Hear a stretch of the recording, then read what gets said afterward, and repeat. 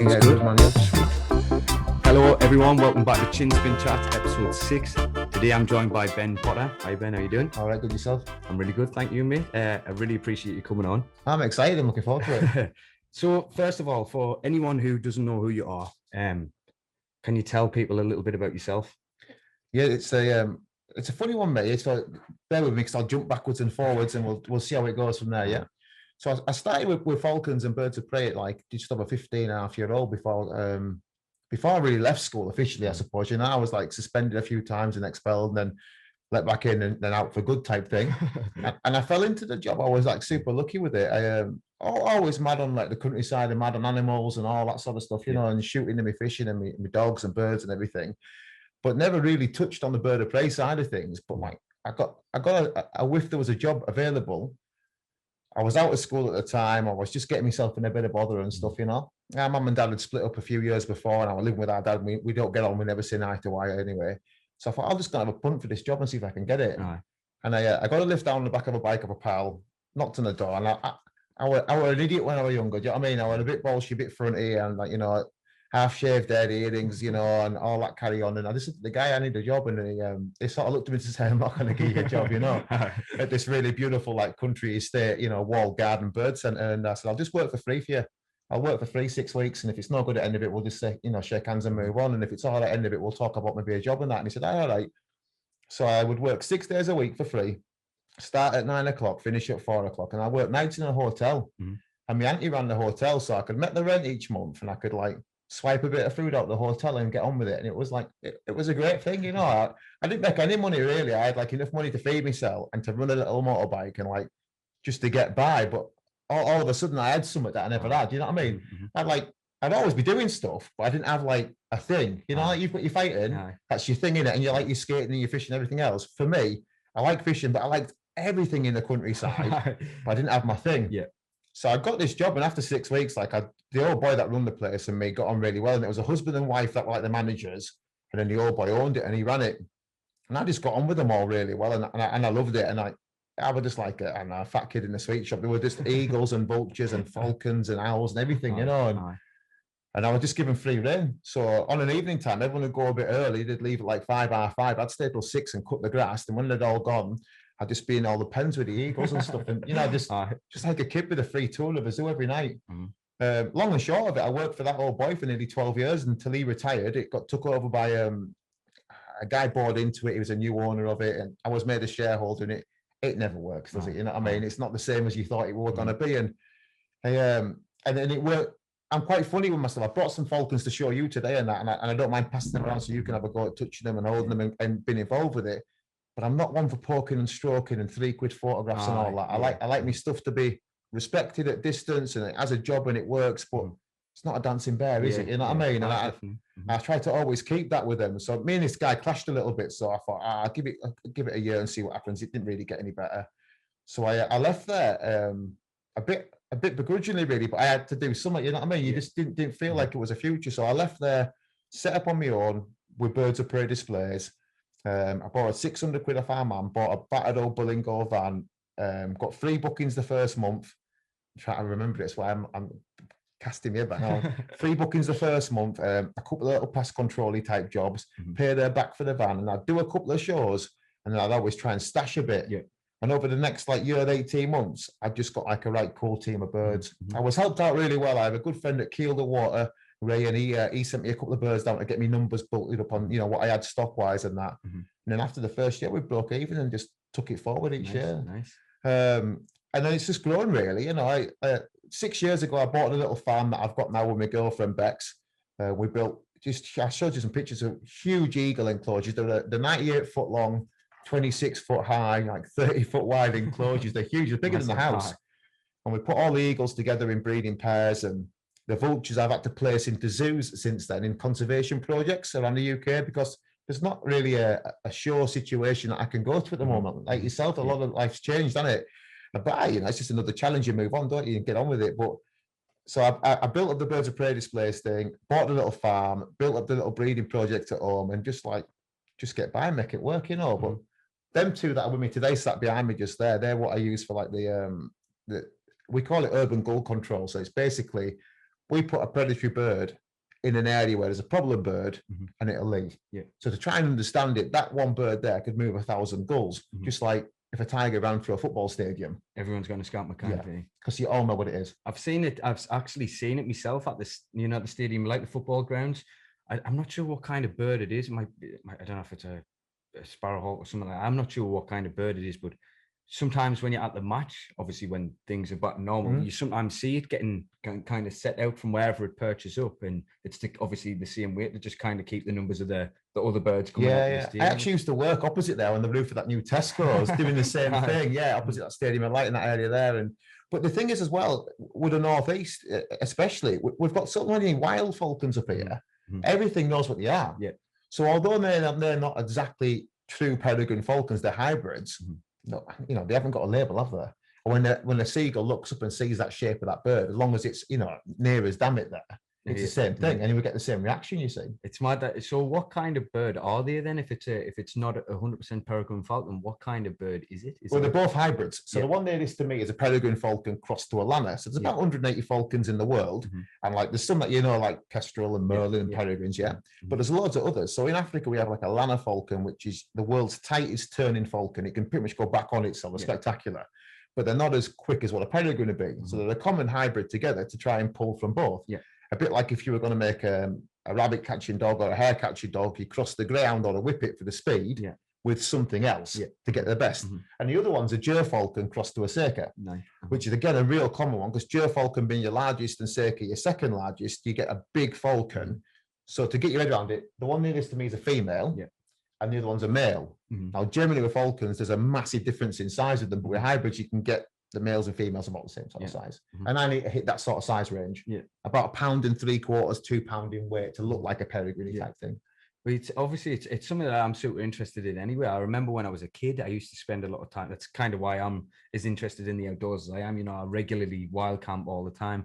When I was a kid, I used to always spend a lot of time down Leicester at a place called Croft. My auntie lives down there. And we camp all the time down there and stuff like that. And she once took us to a farm when I was probably young, and I got to hold a peregrine. And since then it's always been something that I've thought was amazing. Like a lot of my friends go out with cameras and photo birds of prey out and stuff. And in my dad's back garden, there's a sparrowhawk sometimes comes, and they sometimes get photos of that. It's super interesting. It's just a mad thing, isn't it? It's like it'll get under your skin if you want it to, and you can, people dip in and dip out of it like they do with a lot of stuff, don't they? But if you like it and you let it get under your skin, it will really get under your skin. And for me, I'd never seen it. Genuinely, I'd never seen it until like that 15.5-year-old walked into this thing and just thought, I like a bit of this. And I was going to get in bother, very quickly as well. I was in and out of bother anyway, and I thought, and it's a great thing for getting you disciplined as well. I mean, I'm like super disciplined now. I like me running, as and I like all my outdoorsy stuff. And if I commit to doing something, I'm going to stick with it now. But I believe all that gets learned from stuff like this. They use a lot of these in young offenders' homes and stuff as well, and like prisons and bars, or whatever the correct term for it now is, because it means that if you turn up each day and do your bit, you get a result. But when you don't turn up each day, it goes back too. So for me, doing the bird shows with the eagles, especially, I mean, eagles aren't particularly nice to train, and vultures can be a handful. They're massive and they're sat on your arm and they're in your face. And if it goes wrong, it's you that gets it. And the fitter you get them, the more confident you get them. It's like teaching a 10-year-old kid how to punch. He's going to want to do it. And when you teach them eagles that they can do this and they can be confident around people, they're going to be awkward. But if you train them every single day and you put the time into them, you become predictable. They become predictable. You can then take that model anywhere. And I've let eagles go in like Aston Villa football stadium. I've let eagles go in the middle of London. I've let eagles go in the town hall of Liverpool city centre. Just stupid places. You would never let a dog off a lead, and you took an eagle off and let it fly about. It's crazy. So how did you, obviously I know you're saying about working for the old boy and stuff like that. How did you kind of learn the tricks of the trade? Were you mentored through your early stages of working with the birds of prey, or how did you get about getting the skills to be able to do it? The basics for it's dead simple. It's like the basics for a lot of things. It's like this and this will work, and then you build off that.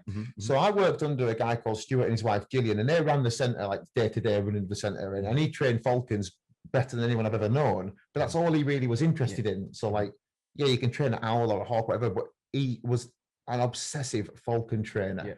So I got shown the exact way to do it. Like I brought you them 2 hoods today. If you hood train a falcon, it's a process that has to be done in this way. And it's always rushed and they're all able to get it wrong. But if you get it right, like I showed you today, you can take it off, put it on, no problems at all. And that means I can then turn that bird off and on as I need to use it, and it's not in a box and so on. He would go through that just like so strict, you know what I mean? And Mr. Miyagi stuff with it, where if it wasn't right, he was back to square one and hours behind. So he showed me all that, but they left about 5 years in. So then all of a sudden I was like, I had this whole situation to try and look after, like 3 shows a day, you know, experience days, courses, evening dues, all this photography works, everything. And I thought, this is a bit tricky. But the old guy, Ian, was like really cool because he'd sort of go, what do you think we need this year then to really build it up? And I'd be like, definitely need a golden eagle. You know, we definitely need that biggest vulture that I've seen in that book. And I was like early 20s. Yeah. I was obsessed in like kebabs, dogs, falcons, girls. Do you know what I mean? The important things in life.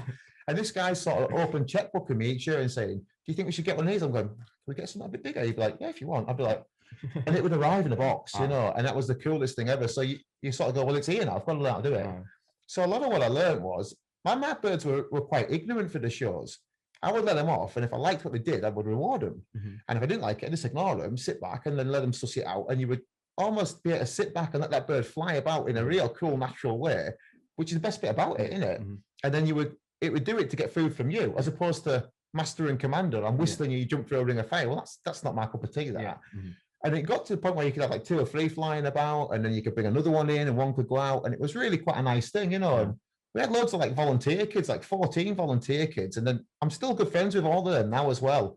And they all were like obsessive on it as well. So it provided like not a youth club, but I mean somewhere for like the local kids to come and knock about on a weekend.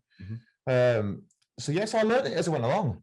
I cocked it up a lot. You know, if you look at my arms, look like a lino floor. You know, they've been cut and scratched and scuffed all over. And I've had them like, I've had some beauty bites. I've had my top lip bit, my tongue bit. I've had them through the bottom of my eyelid and into the top. And you know, you're the same. You know, people say, "Oh, you'll get hurt." Well, yeah, but you'll get hurt sat in your armchair, won't you? Exactly. You know what I mean? You're probably doing more damage to yourself not getting out there and trying. So, you know what I mean? That's the thing, isn't it? So it's just that. It was have a go. Have a go and see what happens, you know. And like, I've had them live wild. I've had falcons live wild in Newcastle for 10 days where I've not been able to get them back because they've caught a pigeon or they've chased a jackdaw and they've ate it when they've got there. And then I can't call it to me. So you just got to walk away and try again the next day and the next day. Or like, I've had birds picked up by people and I've had to buy them back. I've had birds stolen out on my car. I've had birds called down when I've been working on roofs to people in car parks. Oh, I've had some belters. I was going to say, I bet you get a lot of that, especially in this industry. I mean, like, it's like, if people think they can profit from it, then you're going to get the chances to try and steal stuff. You know what I mean? It's obviously the same with dogs and stuff like that. It's exactly the same with dogs, more so now than ever. I think all my birds, like a dog, you can't see, I won't move them, but they have a tag on their leg with all my details on it. And it's a really big, obvious yellow tag. And quite often I've been flying them in like a scaffolder in Newcastle. I'll take a picture of that tag and they'll send it to me and go, do you know where this bird is? Because it's sat opposite me. And I'll be like, yeah, I'm actually waving at you across the hill there. And you're like, he'll look at me across the other side of the town. But when we're on some of them buildings, like the helipad in Newcastle, like 230 foot in the air, and you can see across the full town. So I had one falcon that would go across from that helipad, and it would go to Gateshead Cinema Roof, and that was his route. And I don't know why he did it. So like, but we can follow him on the GPS nowadays, which is like super cool. You know, you can just use your phone or an iPad. I mean, I use an iPad because I hate my phone, but you would just pull it up, you could pull the whole of the town up and literally click start and it draws you a wiggly blue line of where your falcon's flying. That's pretty like a flight path kind of thing. It's exactly like that. Yeah, it's awesome. Like, and it's like, you know, you dial in an Uber and it comes to you, you can see the car coming to you. When the falcon's coming back, it's coming back this way. You can get a bit lazy with it, you know, but I learned all the old tracking methods first, even before like radio tracking and that. It was like, you had your falcon, when you let your falcon go, you looked to see what happened by that bird being in that area. So if you let an eagle go lands in the field, the sheep will run to the corner of the field. So if you lost an eagle, all the sheep are in the corner of the field, your eagle's in the field. But not only that, traffic will stop when you see it. Yeah. People will stop walking. You're like, you learn to look for the silly little things before you look for everything else. So for a modern day guy coming in to try and do what you do now, you've already got the tried and tested methods is like, you've already got their methods in the tobacco, because obviously now you've got the new age stuff as well. So it's like if you want to start fishing now, how easy is it now? You go on YouTube, you buy your kit, you can do it from the chair, can't you? You can watch 100%. YouTube, order all your kit, Amazon bring it to your door, you put it in your car, and you drive to the lake. It was never like that when I was a kid. It wasn't when you were a kid. When I first started fishing, man, it was like, even I'm fishing with different people now, and it's like literally night and day difference now. Like back then, you get your shit, you get your ragworm, you get whatever bait you were getting, you go down the river and you just have a crack, you know. And now I'm going with Derek Russell, really good fisherman who I've met, a lovely guy as well. You know, just shows you know what I mean. He's taught me so much in such a little time I've known him. And gone with them guys, and it's like this complete new world to it that I didn't even understand before. I mean, you've got more than you'll ever learn, haven't they? Casting techniques and everything, and it's just little. It's like little percent. It's the same as anything. Like the same as fighting, training birds. You know, it's like little percentages making a big difference. You know, it's like it's unreal, but it is so different now to what it was then. I mean, even now, even so, like seeing my situation with fighting and stuff like that, like it's so much more readily available, the information to kind of give you that head start already. Now it's crazy. It's great because you think it's nice to have it, and I'd love to have had it then. And I'm as bad as anyone for using it. You know, you'll go and have a quick look. I was in the car up there before you come, and you're always checking up on stuff, aren't you? And on the phone, because it's handy. Yeah. But it almost takes a little bit of the effort away, doesn't it? It does. There's like 100 people trying something, 10 might try. Yeah. Because it's available, isn't it? Really, you'll see that as well. I'm sure. You know, for sure. Right. People can watch what you do on that computer, on that TV, whatever, and they think, yeah, I'll have a go at that. And you're like, you're not going to do it, you know what I mean? You're going to talk about it, go for a run on the block, and that's it, isn't it? That's it. I get a taste for it and realise it's shit. Because it isn't easy. It's hard someday. It's hard, you know. People say it to me, and a guy yesterday at the IVI said to me, "When you don't know how lucky you are," he says, "Your job there is the best job I would kill for your job." And the chat to me in the lift, he got like a 3-second of the glory. I was like, yeah, it is, but it's crap as well. You know, like these falcons are spectacular, but like they're alive and dead like that. Yeah. You know, they're everywhere at 80 miles an hour. When it goes wrong, it's head first into summer.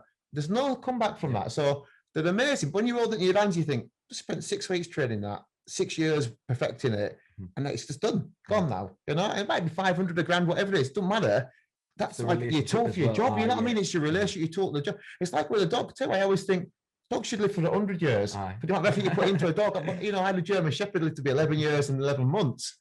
And I'd have paid 100 grand to have him for 10 more years. Well, you know, you would have sort of dog you could have like walked into a nursery school with or walked through Afghan with. It was like an amazing thing, you know. It's crazy. I remember once when I was sitting in a sauna actually, and I was chilling. It was just when my last fight got re-announced, and I was sitting there, I was just chilling. Camp had just started, and that, and someone saying to me, "Fucking, I hadn't seen him for ages. Just a kid I know from local. Fucking hell, you were fighting abroad. You were fighting in South Africa. What was that like?" I was always it was cool, you know, the experience. So the PG, the gun over there, and the PG, the fight over there, and it's like, well, it's like, fucking hell, I would do that. It's like, I get knocked in the town for free when I'm pissed. I'd fight anybody to get paid, and it's like, it sounds nice when you say that, but then when you know that you've got a guy who's trained and he's actually coming to actually fight, he's not some pissed divvy in the town who's fucking knackered, unfit, and there's no one there, no one watching. So if you get knocked, it doesn't matter. No, when the world's watching you and you're signed on the dotted line, it's night and day difference, and that's the thing they didn't understand it. I've given up trying to fucking explain to people. Well, you never will, because it's not like being able to turn it on and turn it off like that. And it is that heartbeat. You walk in that ring, you've got to be who you are and walk out again. And then you've got to go home and see your missus and the kid. You know, whereas if you're walking through the town with 6 pints in you, it's a different story. You take what comes at you then. Exactly. I put a full of cocaine, and you know what I mean? Or whatever the thing, you know what I mean? It's like, it's different. And not only that as well, not only the fact that, like, obviously they full of whatever they're doing and the confidence is there. It's a completely different thing when you've actually got you're dieting, the sacrifices away from your family, the fucking sleep you're losing out on for thinking about you fighting, all the outcomes that you could do, the actual way your body feels for putting your body through hell to get ready for the fight. Not only the pressure of that, and then obviously knowing that the whole world's watching you. You know, there's been a million and one times you're thinking, like, before a fight, like, fucking you know what I mean? I got to sleep here. I might fucking piss myself on live television. You know, it's like easy, 100%. And it's a game of chess, and anything can happen. And it's like it's more so. It's like the embarrassment thing. It's like you put that much pressure on yourself. You put yourself on that pedestal. That's the side that people kind of deal with. You know what I mean? And it's easy for someone fucking and that guy who's pissed in the sauna to just sit and say, "Oh, we do that." It's like I think it doesn't matter what you do, you get that because we get it at a show, and you stood there at a display at Yorkshire Royal Highland, massive big events, like you go at your big events. That's the equivalent for me, although it's not. It's the way different thing. But you stood there, and there's like 4,000 or 5,000 people that are going to watch you let go of that bird, and they'll come and say, "Yeah, how lucky you are getting paid to do this." I think just let go of £14,000 of eagle on the showground. I won't let go of my mum's hand at 10-year-old. I'm like, I've done it for 500 quid today. That's what I'll get out of this. Is I'll get 500 quid. Yeah, that's all right. Well, not really, because I didn't get anything for the 3 hours yesterday morning and the other mornings up until this point. That I've trained them. The fucking preparation. Train them every single day. That's it. Every single day. And like, yeah, it's all right. But when you're stood there and that eagle's flying the wrong way downwind, you know it ain't going to come back. It's like when you know that guy's got a better punch than you, and if you can get one on him, it's luck, not skill. And a lot of time, me, it was a lot of luck. Yeah. It was luck that eagle went, I'm going to have to turn around and come back because that's the only bit of grass I can land on. And that was the blessing I was in the only bit of grass, because everywhere else is taken up. You know what I mean? So like, there's a lot of luck with it, but also as well, you've got to have the bollocks to let go of that bird and walk into that ring. For sure, man. And it's that's the main thing that you. Without 6 pints of lager and line of coke, that's it. It's the fear of not performing, and the same as yours, your fear of your show not doing the way you're to like living up to your expectation of it, you know. And that's the thing. It's not asked about fucking getting like same as you. You're not asked about getting fucking bit by the or pecked or whatever word terminology it would be by the bird. It's the same in fighting. You're not asked about getting hurt. You know what you're signing up for before you get in there. You know, you fucking everyone signs the same thing before you fight. Chance of getting paralyzed, fucking all this serious health risk and all this whatever. You already know that. It's more so the fear of right. I know what I believe my level is at, and it's more so the getting in there and thinking, right, I want to show that level, you know what I mean? That's the fear, that's the nerves, you couldn't give a fuck about getting hurt. I mean, fucking hell, I ride motorbikes, I do fucking all sorts of mad shit, where I know I'm going to get hurt anyway. I'm always chucking myself down, something hurt myself somewhere, but it's more so that the fear of not performing to the level you're at. Yeah. That's a side that people don't see. The pressure is there's people watching you, and people want you to do well. But there's as many that don't want you to do well, isn't there? I would do a display and I think, you've only come to see if I can make this go well, or you've only come to see if it goes wrong. And I would always struggle. I would always do a display when in my earlier part of my career, as though the audience was full of falconers. Nobody cares. No one gives a shit. The mum with the 3 kids or the dad that's having a pint and a burger with his son doesn't care if your bird flies well or not, does it? No. You know, but like, you think, I've got they aren't bothered. They just want an eagle to fly past them and the woman next door to spill a cup of tea.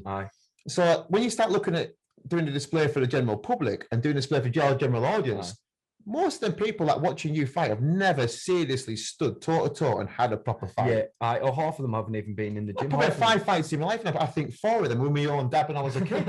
You know, like, and I think, and I wouldn't want to do what you do, not in a million years. Do you know what I mean? I'd rather just go for a run on the moor or go fishing, because it's just not my bag at all. I was never that way. I grew up with lads that were into the fighting, into the boxing. My godson's a really good little boxer. But it just weren't my thing. It just didn't spark any fire for me. But massive respect for someone that can do it. Because when it comes to your door and you've got to deal with it, that's like a serious thing to deal with, isn't it? It's horrible. I mean, every single time. I mean, you know, when people get like, say, for instance, people struggle with confrontation, stuff like that. And I feel like that with the, you know, like, say if someone randomly just wants to start a fight with you in the street or something like that, sometimes it catches you off guard. And the thing is with a fight, it's weird. It's kind of like, well, your fight's your job. Yeah. So like, hang on, I'm not at work now. What are you doing this for? It's in the back of your mind. It's weird. So when you sign into a fight, you go through like mad stages. Like at first it's like, right, there's a contract for the fight. Mint, I've signed that. I'm fucking, let's get it. You know what I mean? And then you're going through phases of like, fucking hell, there's a week gone then, there's fucking 5 weeks, 6 weeks, whatever, I'm fighting this time, and then you're going through that constant spiral, and it's like you know it's coming, and it creeps up and creeps up and creeps up, and then out of nowhere it's there, and it's a weird thing that you've got to try and like overcome every time. You know what I mean? It's a strange thing. Do you get like that when you've got a big display coming up? Do you feel like that kind of pressure? I used to get it. The thing with me is it's all on you when you do it. Yeah, so you're carrying all that on your shoulders. With me, it's 30% me, 70% of my birds too. Because not only do I have to be, I can talk all day long. I've been lucky enough that I can blag my way through a lot of life, you know. And because of that ability to put a mic on and walk out there and go, Right, good afternoon, ladies and gents. My name's Ben. This is my friend Rebecca. We're going to work together now and get these eagles up and flying for you. Before we can begin that, you need it just comes out. You know what I mean? Mm-hmm. You know, if you stood on the edge of the arena, be aware the eagle's going to fly very close. Please don't touch or stroke them. Yada yada yada. And you do all that. I think, right, I'm 7 minutes in now. This next eagle needs to do 7 minutes. Yeah. And then I'd be 14 minutes in. Well, I'm nearly halfway through my display. Yeah. Mm-hmm. So it takes the pressure off the birds that, for example, might not be up to speed that week.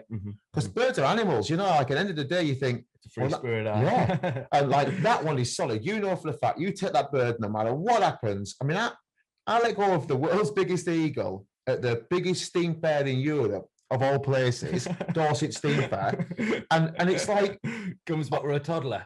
Honestly, right? And it's like, well, I run the perimeter in the morning. I would go with my I have 2 dogs, so I would run them in the morning because they stood all day bored, aren't they? So that's why I started running with the dogs.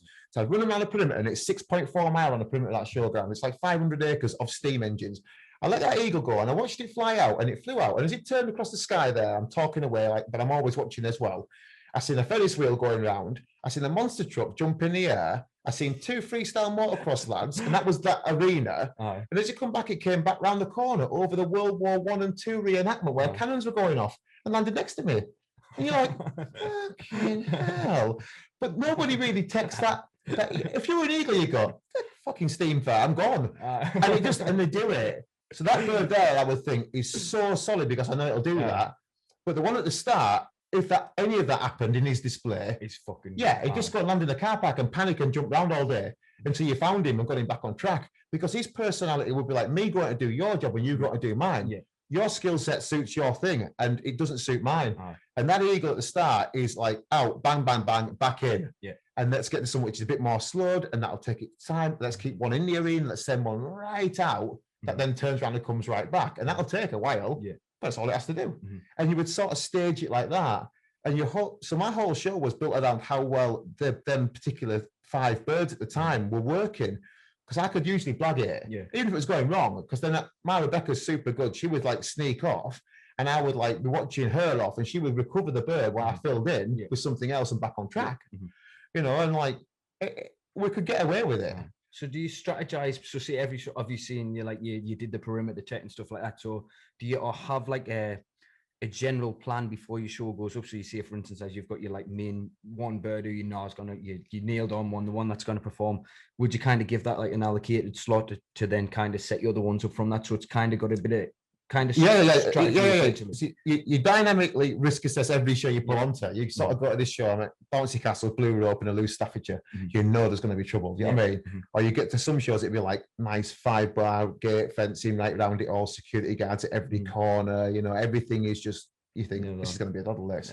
Microphone will work. It's not some guy who does it as a hobby. You know what I mean? All that sort of stuff. Because there's nothing worse than walking out there and all the way because you can't communicate. You can't communicate. Your birds are like, what's going on here?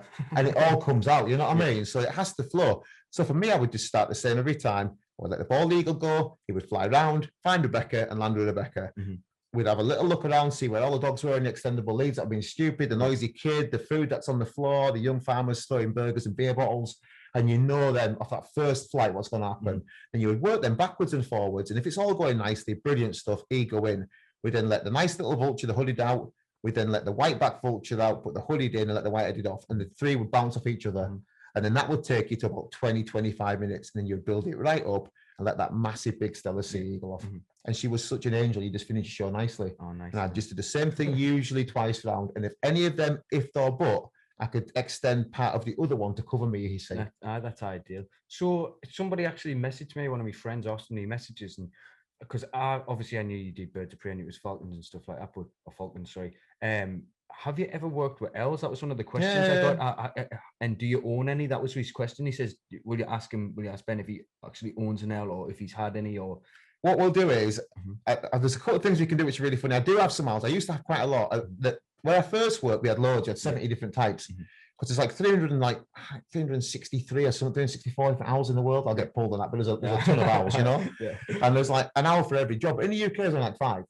So like the centre we had owls from everywhere. And I used to breed a few and fly through. The problem you have with owls is they train completely different to how we train a falcon.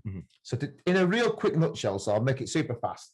Food goes in there, it gets stored in there, goes down there. With an owl, food goes in there and goes straight down. So when I feed that bird there, it still feels hungry. That's still telling that I haven't got all my food yet because it's there. It's called a crop, yeah? With an owl, it hasn't got a crop. So the edge is gone far quicker on the appetite. So to get a good result with an owl, because you haven't got that hunger, that drive, that want to pursue things that like a lot of things have, and that real get up and go about them, you hand rear them. Yeah. So you get them as babies, and either they fall in love with you or they look at his mum and dad. And they've always come to you for food. So the harder owls are the small ones, because they grow from hatching to fully grown in about 6 weeks. The bigger ones might take 6 months. So smaller, would that be like a barn owl, like a white small? Yeah, even smaller, even smaller. yeah. And so you imprint them, you hand rear them. So that makes the bond to you a lot easier.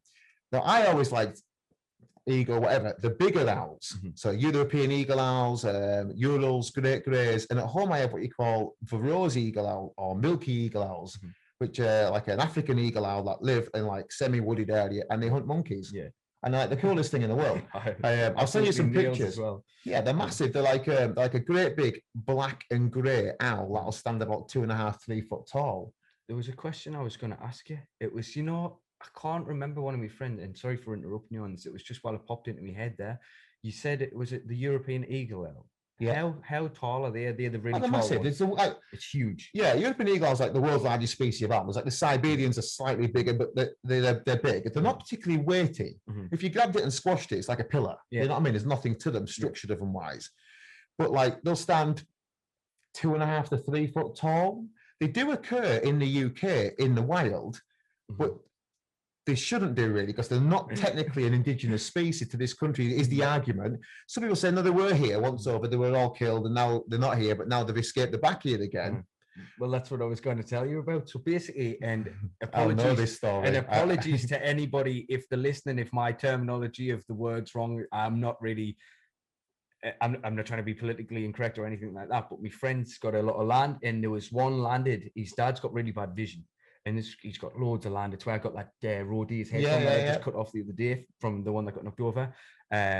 Basically, long story short, his dad was driving through where his farm is, and there was one in the middle of the road, and he thought it was really bad vision, and it was late at night, and he thought it was a dwarf in the middle of the road, so he's shouting at it, shouting at it out of his window. This is Conor McLean's dad shouting at it out the window, and it took off. And it was one of those owls. It was an absolutely huge owl, like. Sorry for the. Does he know that it's an owl though? He thinks it's a flying dwarf. Well, I thought it was a. He was shouting at it, thinking there was a man on his land. It was a fucking crazy. I absolutely. Yeah. I actually, there was a penny where I lived. Where I live now. There's 1,000 ways I want to go with this now. I'm going to be really sensible. So I have milky eagle owls, and I have one owl in the house. Yeah. I have a tropical screech owl lives in my front room, and there's a screech owl in the front room on the table, and there's a tortoise in the bay window. My girlfriend's tortoise, and she has a webcam, and she can look at them both when she's not at home. So before we finish tonight, I'll get her to take a video of the webcam. You can see both the owls. Yeah. So I have only 3 at the moment. Yeah, but I used to have an awful lot of them. But where I live now. When I was growing up and when I was doing my first falconry job for the old boy there, it was really rumoured, and like there was like, I don't know, all wives' tales, there was eagle owls on the moors. And I thought, they can't be. I thought, I'm going to go and find these if there is. And then there was a documentary made on TV about it. It's quite famous, BBC documentary. And where I run, I have like a 14-mile route, and you have all these different routes, but my 14-mile route takes me up and over the valley where these eagle owls live. Yeah, and I actually seen them. Really? And I was like, I can't believe I've seen these now, because I tried to find them for years. And there's black grouse and there's eagle owls and all sorts of really cool stuff all over the UK and all over the moors everywhere. But I never really thought they were there. And I've seen them with my own eyes. Yeah. So, this is a long time ago, this now, So whereabouts, what kind of surrounding would they live in? Would it have to be somewhere kind of like where they've got a good view of the surroundings and they're kind of out of reach of predators? Or that'll not really have a predator, I guess, would it? No, it doesn't have a predator. Because obviously it's an apex. Yeah, there's nothing really eating it. Not in the UK anyway, you know. The thing with them is you can't put that to it, because if it's a wild bird that's been born in the wild in the UK from captive escapees or birds that have come from Europe, it's only 30 miles in across the water. I can never see that myself. I can't see them queuing up on the French border. Can you fly in? I can't. But they're more than likely captive escapees that have learned to establish themselves eating domestic animals or hedgehogs or rabbits or whatever crap they eat out there. In which case, you can't really put the wild evolution path to where it's going to live. You can't sort of go, oh, an eagle lives in this area, so that's where it'll be. Yeah. You know, if it's escaped like on the outskirts of Sunderland and it's like living in a cemetery and it's eating hedgehogs and cats, it's going to live there all its life, isn't it? Because it knows no different. Yeah. So if someone said to me, "Oh, we've got an eagle owl and it's doing this," I'll be like, "Yeah, you probably have." I've had people ring me and go, "I've got a peregrine in my back garden." And I think, "No, you haven't. You've got a sparrowhawk." I've gone on there and there's a peregrine falcon in the back garden. You're like, "Oh, you really have." And usually people are right because they Google it straight away. And like, lately, I've had loads of sparrowhawk pictures sent to me. People with sparrowhawks, you know, and like we're seeing this in the back garden, it's eating pigeons, you know, wood pigeons and blackbirds and things. Well, they're getting ready to have babies at the moment, aren't they? So, like, you know, June time, baby sparrowhawks are usually about. So they're all feeding up and they're getting ready to have all them. So it is like the time you get loads of pictures of that. But like, I would think that you'll find them wherever they're doing okay. So the eagle owl that I've seen in the wild and ones that I've been to look at are all feeding like on roosting jackdaws at night time. Really bizarre. You would think that they're eating rabbits, and a lot of them are eating roosting birds at night time. Yeah, that's really interesting. It's weird, isn't it? You know, you sort of think, oh well, that'll do that because that's that, and that does that because that's that. It doesn't always make sense like that. It's weird. When I went to get that deer's head the other day, it's still in my dad's back garden. I've been boiling it to get the skull for in here, and when I went up there, it was funny because I know Connor, my friend, he goes and takes a lot of photos of the birds, you know, and we're next to that place where his dad lives, and there was straight, I couldn't have written it. We were talking about it, and out of nowhere, it was quite early on as well. It was about 7 o'clock ish, and we're driving up the road from Watt, and his barn owl, nice white barn owl, come spread right in front of us, and then flew away. You know what I mean? It was. I had a barn owl 13 years, a little barn owl called Bramley, and in that little barn owl made me an absolute fortune. He was such a reliable. You could do TV work with him, do weddings with him. You could turn up to like a show with 6,000 people. He was just on the button. This owl, he was an owl that you would have paid 10 grand if you knew how good he was. You know. Yeah. But I still get excited if I see a barn owl when I go for a run. I'll still stop if I'm running and I see a barn owl. If I see a fox, and I've had hundreds of them, if I still see a fox, I still stop and think, that's mega, that. That's unreal. I love them. And it's weird. Obviously, I think I was talking to Simon briefly about it. Where we live, obviously, it's coastal.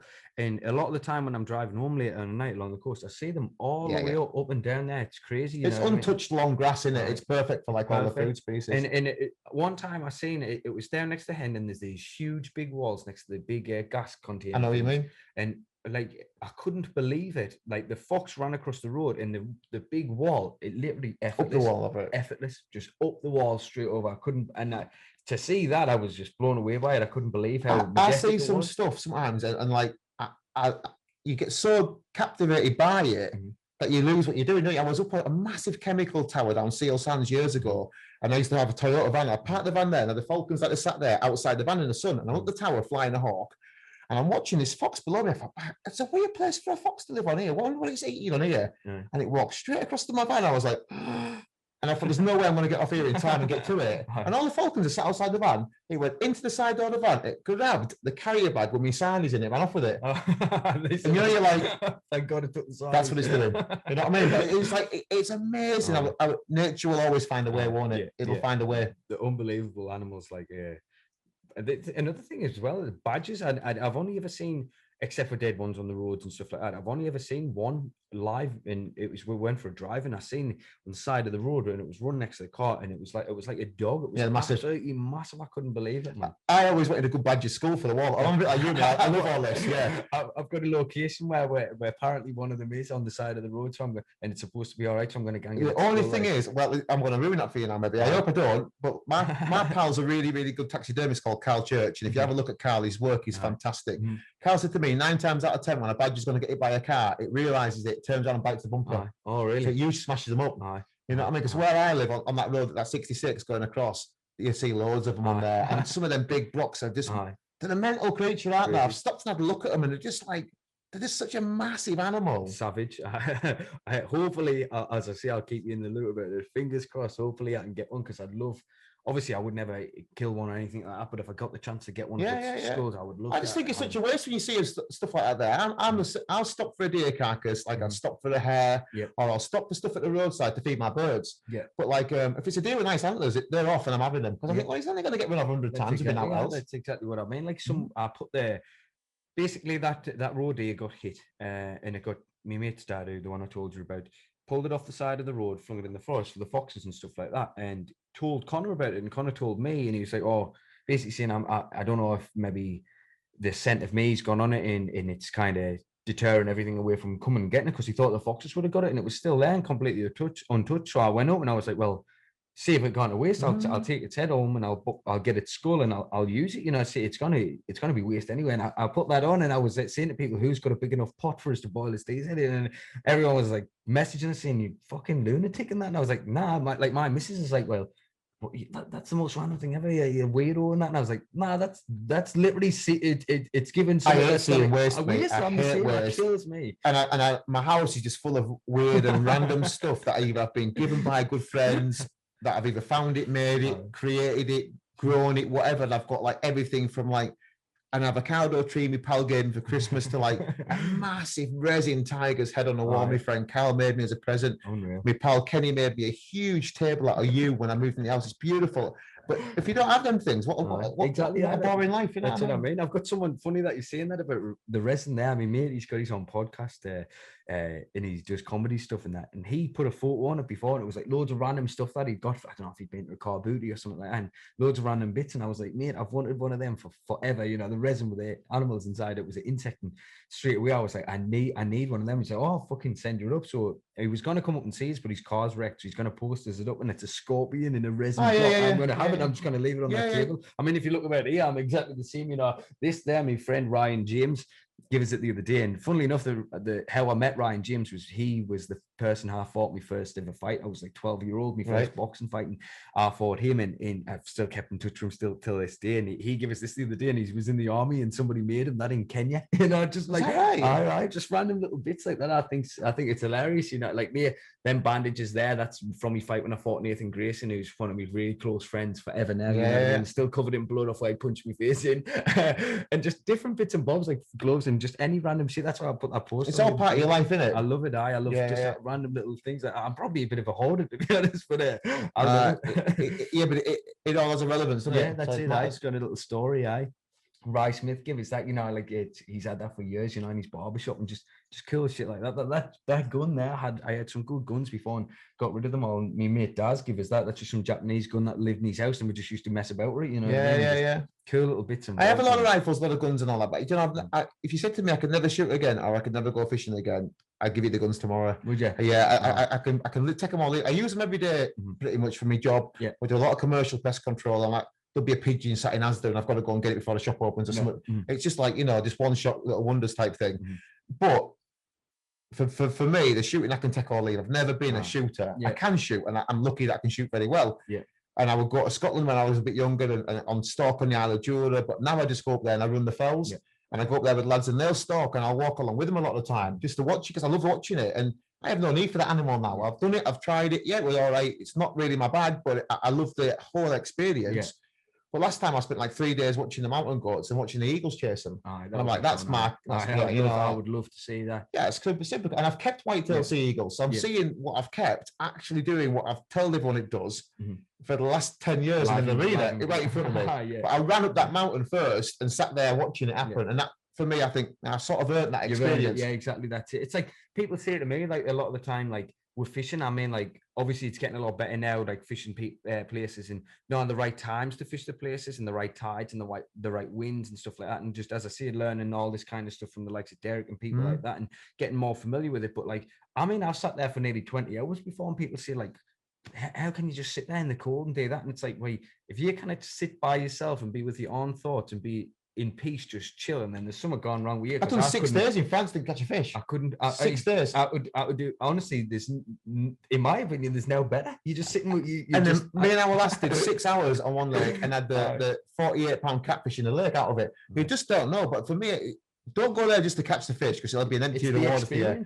Go there for everything. You know, I'd go there without fishing. Me as well. That's it. I would happily. If one of the lads was fishing, I would happily go and just sit with one of the lads and have a coffee and watch them fish all day. You like a wild camping as well, don't you? That's it. And people, I was saying like, I don't know how you do it. And it's like, nah, like someone was saying to me, I couldn't think anything worse than sitting there. And I'm like, you couldn't think anything worse than having peace and quiet and sitting out there and just enjoying nature. I'll give you some worse things to think about. You know what I mean? Yeah. Can't get your head punched in, fucking gonna have a fight and get knocked. You know? Try removing that bald eagle off your head at 4 a.m. You know, that sort of stuff. But I think if that's not your thing, that's fair enough. But don't tell me that that's not my thing. You know what I mean? That's it, for sure. That's another thing I was going to touch on basically. So what was it? How and what was it that kind of drawn you towards fishing? In what kind of fishing do you enjoy the most? I'll start off there, basically. Yeah, I think I've fished since I've been about 11-year-old. There was a river near where we lived. And so it was down the river, a few worms, and catch a trout, catch a chub. And then all of a sudden you'd have something that you lost, and that would be like an elusive barbel, you know. You try and get that. And then I become where I would try and find a species that I wanted to catch and go and try and catch that. Yeah. And you sort of angle towards that, you know. And that's, so for me, but I couldn't settle. I wanted everything, you know. And every time I tried something, I was like, that's better than the last thing, you know what I mean? Yeah. And as you get older and older, and I sort of come away from it for a little bit and then dip back in, dip back out. There's two things I love. I really love my sea fishing because I love where it takes me. Me too. Yeah, I love the species. They're never really knowing, but you have most of an idea what you're going to get, you know what I mean? But they're never really knowing, and the challenges can be massive. I went twice last year up to the west coast of Scotland, once to go and try and catch common skate. Yeah. And wants to try and catch taupe. And I got I'm waiting for that this summer. Like, well, we'll talk about it afterwards. I'll be able to help you out with that. I got a heap of spur dogs, and I got some fantastic thornies. I showed you some pictures. The thornies. And I lost a skate because I just didn't know. I couldn't do nothing with it. You know, they're huge, like 180 pound, aren't they?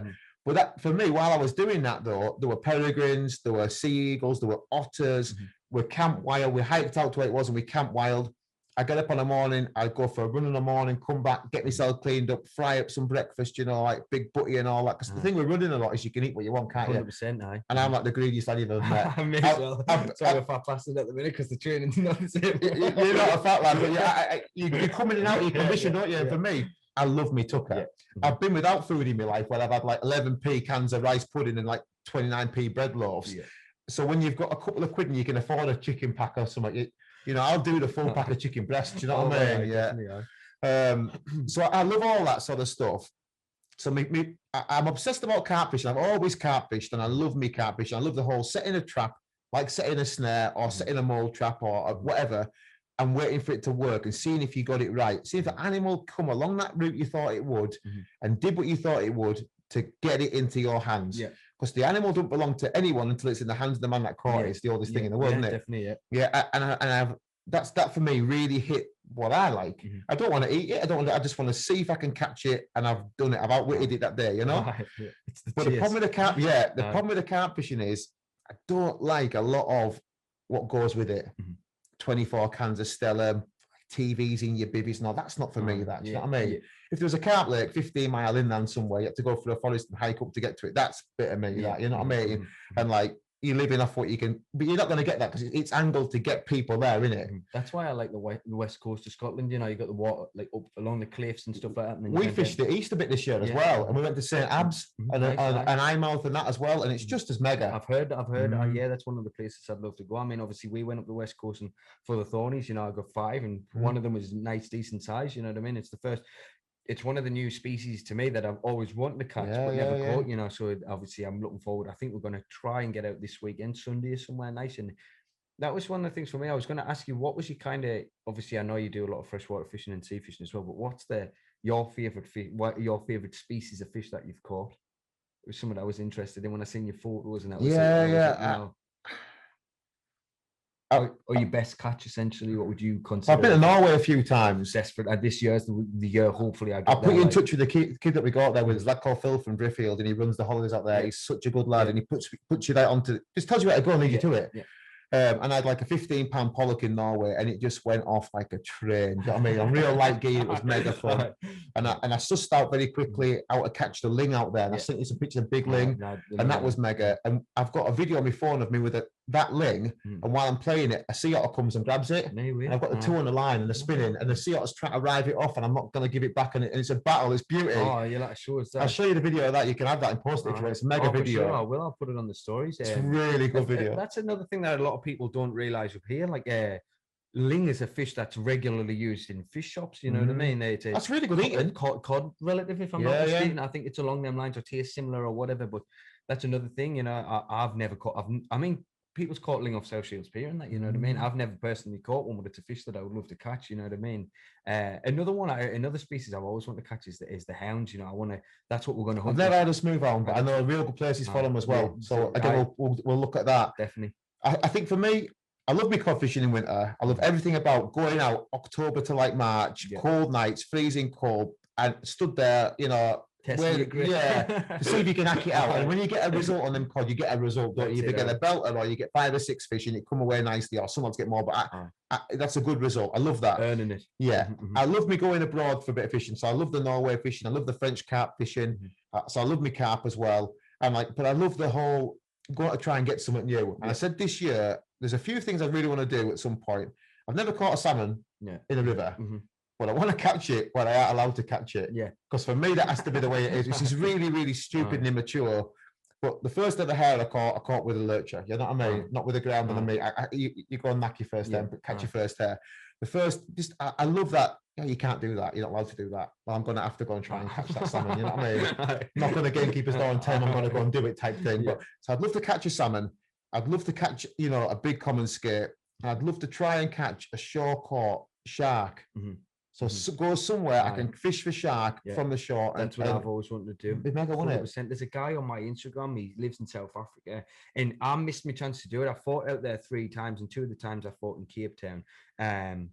And we were going to dive with the great whites, you know, in the cage. We were going to do that, and the weather conditions weren't right. The water was too murky both times there, so we missed that. But there's a guy I got in touch with who basically lives out there. He's called Danny Minis on my Instagram, and he shore fishes for shark all the time. Imagine it. Unbelievable. Like, it's something for me personally that I've fished for tuna abroad, you know, and stuff like that. But the sharks, it's something. I mean, you know yourself, when you catch a fish on the shore, it's completely different to catching it on a pier or a boat. If you catch a fish on the shore, you've earned it. Like that for me, like my biggest catch, I caught a cod just up from Seaburn, not that far away, and I caught that and it was only £6 or something like that cod, you know what I mean? But to catch that off the beach, you know what I mean? It was like, I've earned this. I've fucking earned this. Like, there could be 100 people behind you, no one's ever done it. Exactly. But you made the effort to go and get the rod, learn how to do it, put it there, put everything together to get that result. It's all right, people saying it, but they haven't done it. Exactly. If you've done it and you've caught it, then you can have an opinion. You know what I mean? But I never really take the opinion of anyone that I want to swap my life with. Yeah, exactly. And I've tried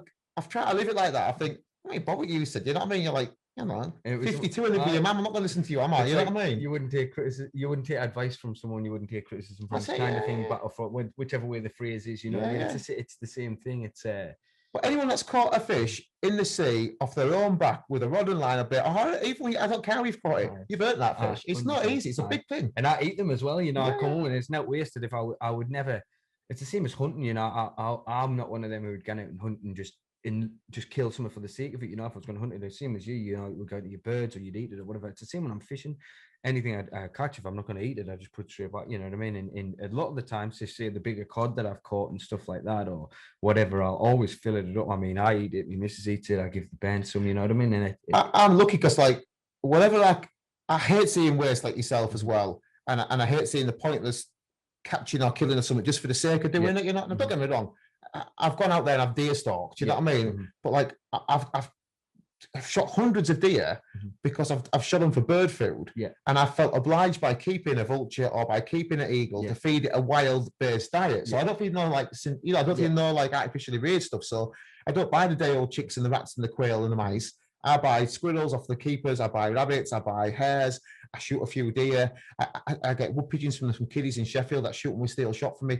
But I also eat a lot of that. So if I catch a cod, I'll take his head off because you lose a third straight away, and the eagles get the head. Yep.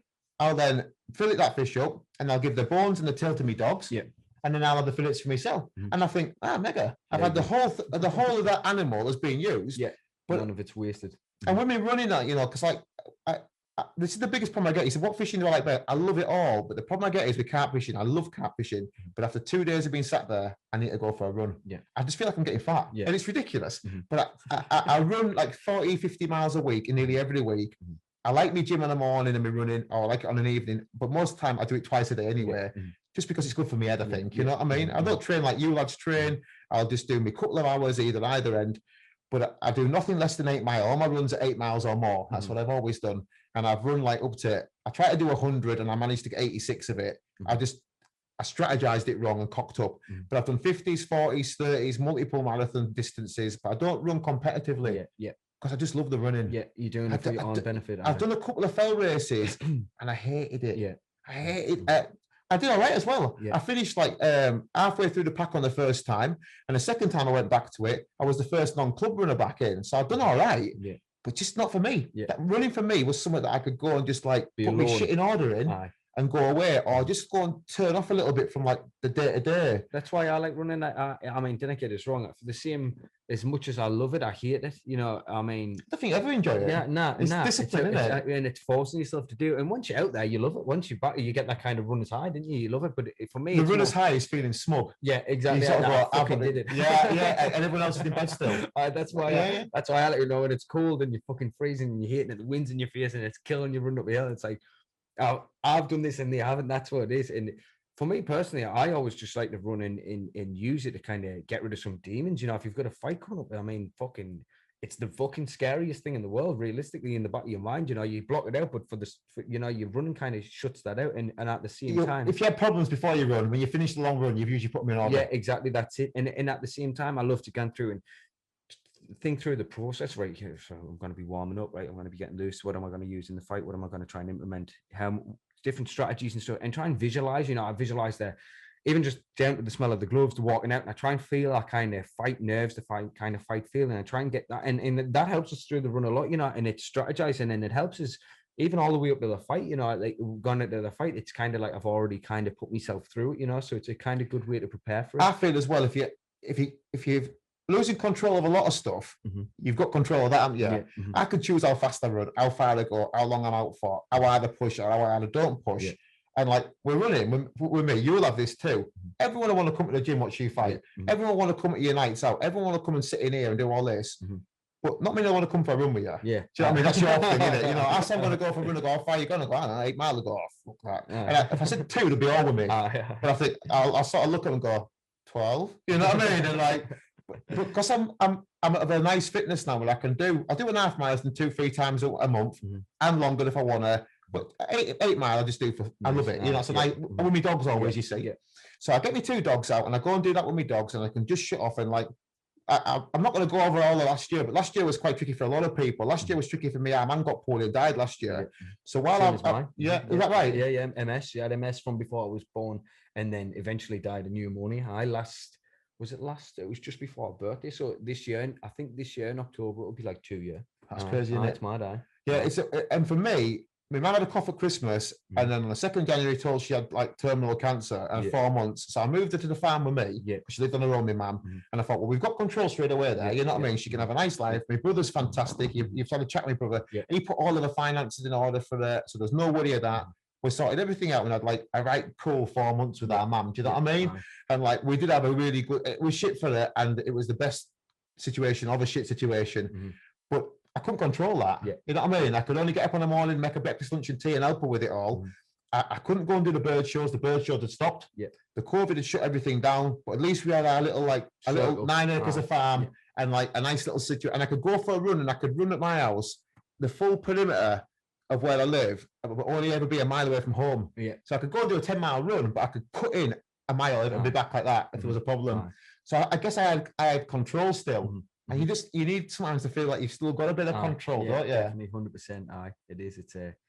It's a mad thing, isn't it? It's crazy how it can just fucking, and it makes you value things a lot more. Like it kind of opened my eyes to a lot of things. You know what I mean? And I mean, I'm probably a weirdo, and I probably deal with things different than a lot of people. But for me personally, it's more so like it makes you value what you've got a lot more, you know, and you realize like how obviously how short time is and stuff like that. And I don't know, in a mad way, it kind of, as I say, just opens your eyes, doesn't it? It's mad. I have a friend who's really blunt, like called Simon, and he's so blunt, but he doesn't intend to be. But he said to me, he said, I heard about your mom passing away. I said, yeah. He said, that was shit. That. He said, how old was she? I said, we just turned 70. Like, he's like, oh, right. He went, gives you about 31 years, doesn't it then? I was like, well, I really looked at it like that. It's like, well, you best get your shit in order and start looking at it like that. And I thought, it's a very good point now. And this year was the last year I was going to do the shows anyway, because I was, like I said, I was 25 years of doing them this year.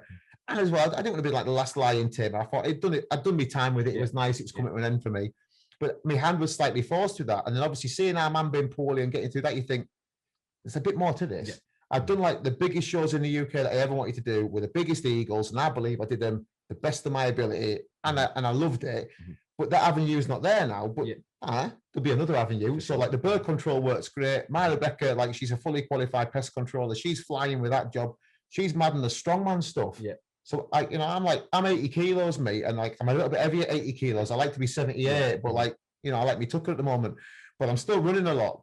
But like, she's like 85 kilos, as strong as a bull. I can't match her, but she still looks like a woman. She doesn't look like, some big hefty like thing from the hills. She's got a good shape to her, but she's super disciplined with that as well.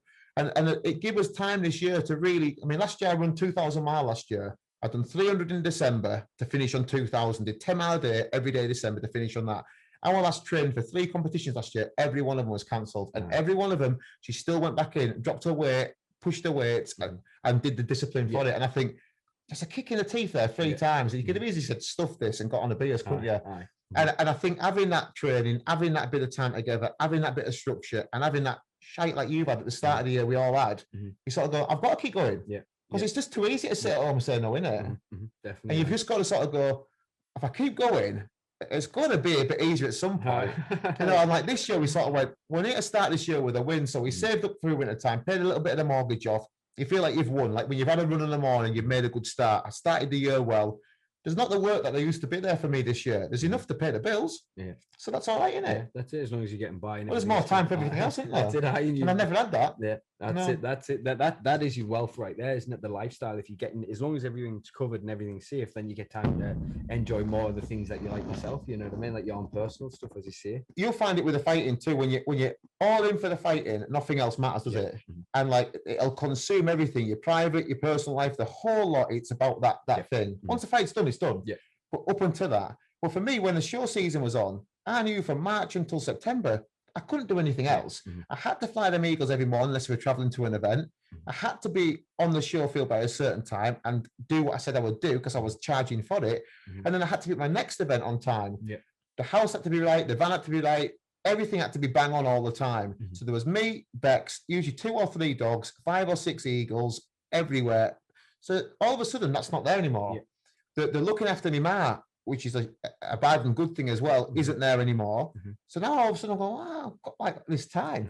So like, it's nice to get up. I get up at like 5 and I love early starts, just sit and do half a litre of coffee and then hit me gym or go for a run and then come back and I've still got my day ahead of me. Yeah. But it's nice now I want to think, I've got to go and rush and get that done and get that done and get that done. You know what I mean? Give you that bit of freedom to enjoy more things. That I just think if you said to me, you can have 10 grand or you can have 10 hours, I'll have the 10 hours. You know what I mean? Every week of the year, because it's something you can't buy in it free time. That's it. It's mad. I mean, obviously, so does that give you an opportunity to get out and do more your fishing and stuff like that? And yeah, I mean, I like that. I've tried to make it so it works for me. So like my falconry is now my job. So I go to work and I fly them birds and I scare me seagulls and I do my pigeon trapping work and whatever else I do. Our Bex, she does the bits that I can't manage with this. So like there's about enough for 1.5 minutes at the moment, not enough for 2, but 1.5. So she does 2 or 3 bird jobs a week and does all the rats and mice and wasp nests and that sort of stuff. Yeah. And that pays all the bills basically. And then in between all that, she gets to train 4 or 5 times a week for a strongman stuff. And that's a funny type of training, that, isn't it? You know, it's a lot of looking at your phone and one big heavy lift, isn't it? That for me, it's not. But I love like my assault bike, and I love like me runs out, and I love like just all that sort of stuff. So I can do that 5, 6, 7 days a week. I usually do it every day, if I'm honest with you. So if I'm going to go fishing though, I'll say, right, it's a rest day. Yeah. So I'll get up in the morning and I'll get my dogs and I'll go and do like a 15, 20 mile run. I'll come in, they're quiet for the day. I'll load my van, go and get a nice shower, pack all my tucker in, and I'll go fishing. And I'll go fishing for 2 or 3 days. Yeah. And I come back from that having eaten my own body weight in just shitey food. Yeah. And I had a nice charge up. And I'll come back and I'm ready for it again. Recharge the batteries, refreshed. But I run really well on a bad diet, which sounds ridiculous. I think I perform better sometimes on a bad diet. It's mad. It's like, because a lot of the time, especially for me in camp, I've got so much weight to lose. I mean, obviously, I'm about 84, 85 kilos at the minute, but I normally fight at 61. That's the way I fight. So I've got a big cut every single time. I mean, if you watch my video on my Instagram and stuff like that, you'll see changing. I wouldn't have said you were that now, to be fair. So yeah. I'm chubby and just out of shape at the minute, but it's cool. You know what I mean? I know how to regulate my body, and if I need to do it, I can do it quick. You know. Especially that first stone, I can lose that first stone quite easy, you know, the first just calorie deficit. Yeah, straight away. A little bit of fasting and more water intake, and it flies off the first bit. But for the most part, it's like when I'm running and stuff, especially training, like obviously in camp when I'm starving, and you feel flat and stuff like that. And it takes a while for your body to kind of get used to the reduced food. But like day to day, if it's, say, for instance, if I was eating whatever I want, I can go out and push 10 mile and it wouldn't be the same, you know, when I'm hungry and my muscles are sore and stuff like that. It's crazy how it works. I eat like, I have to have a blowout each month. I have to have a blowout because it's a really bad relationship with food, but it isn't for me because I can't do I'll have a Mars bar every now and again. I'm the same. It's all or nothing with me. I'm either starve myself for the whole time or thinking, because like, that's why, you know, I went through a phase, like a lot of the times where I've said, right, I'm going to be so strict this week, all week, and I'm going to have one day. But the one day when I get up, I'm all day from the second I'm up till the second I go to bed, and I'm lying there by the end, sweating, belly's like full, you're eating concrete. But it's in my mind, it's weird, and that's the only way I can do it, because if some people say, well, it has to be that way, I think sometimes people. Why? Because loads of people, even nutrition, say, oh, well, maybe if you have your diet for this for so long, then every day you could have a little bit of crap. And I'm like, as soon as I taste that thing, that's me done. I'm not all have a square of dark chocolate. No, I'll have a kilo. My missus says the same thing. She's just like, well, why does that mean that your whole day have to be thinking? I'm like, as soon as I've done it, the day's gone. It's gone. I've got that taste for it in my mind. I don't know if it's the kind of like, it's like having a flat tire and slashing all the rest of it. I have to do it. I can't not. I can't just fix that one tire. I've done it now. I'm in. It's like, I don't know if it's the addictive personality. If it's something I do and I like it, I'm stuck on it. You know what I mean? It's the same with food. Like, that's why every time I have a fight, that's why my weight fluctuates as so much as it does. You know, every time, as soon as I fought, what weight do you fight at? 61 kilos. So it's like 9 stone 5 or something like that. It's light. It's small, and 135 pounds it is, and I'm probably about 185 at the minute. And that's it. I mean, as soon as the fight's over, I mean, a week later, so say I'll weigh in 61. A week later, I'm 80 kilos. 7 days after, I'm 80 kilos. Easy, you know what I mean? It's crazy, and it's just that thing, you know. Once you get there, you're off the leash. You know, you can have as much as you want, and I haven't got that. You know, I wish for me personally, for my career as well, I wish I could have been like a lot of the other guys, you know, and super professional all year round and sacrifice and do this. But if I had to live that life, I wouldn't do it. No. I wouldn't do it at all. That's the way it is. I aren't training for anything apart from a better version of myself, and I think by having this sort of like running, and I only use the gym at home because it improves me running, and a lot of really good runners, they just look like dying men, don't they? I think when I do that, I wanted to still keep a bit of shape, so I cross train. I don't lift anything heavy, but I do 3 or 4 days, you know, of the week in the gym.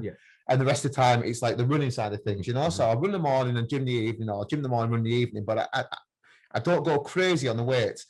But for me, if I'm running a lot, I can eat what I want, is how I look at it. But I try and go super sensible through the week. So I eat really good, sensible, good quality plants, animals. Is what I do. Yeah.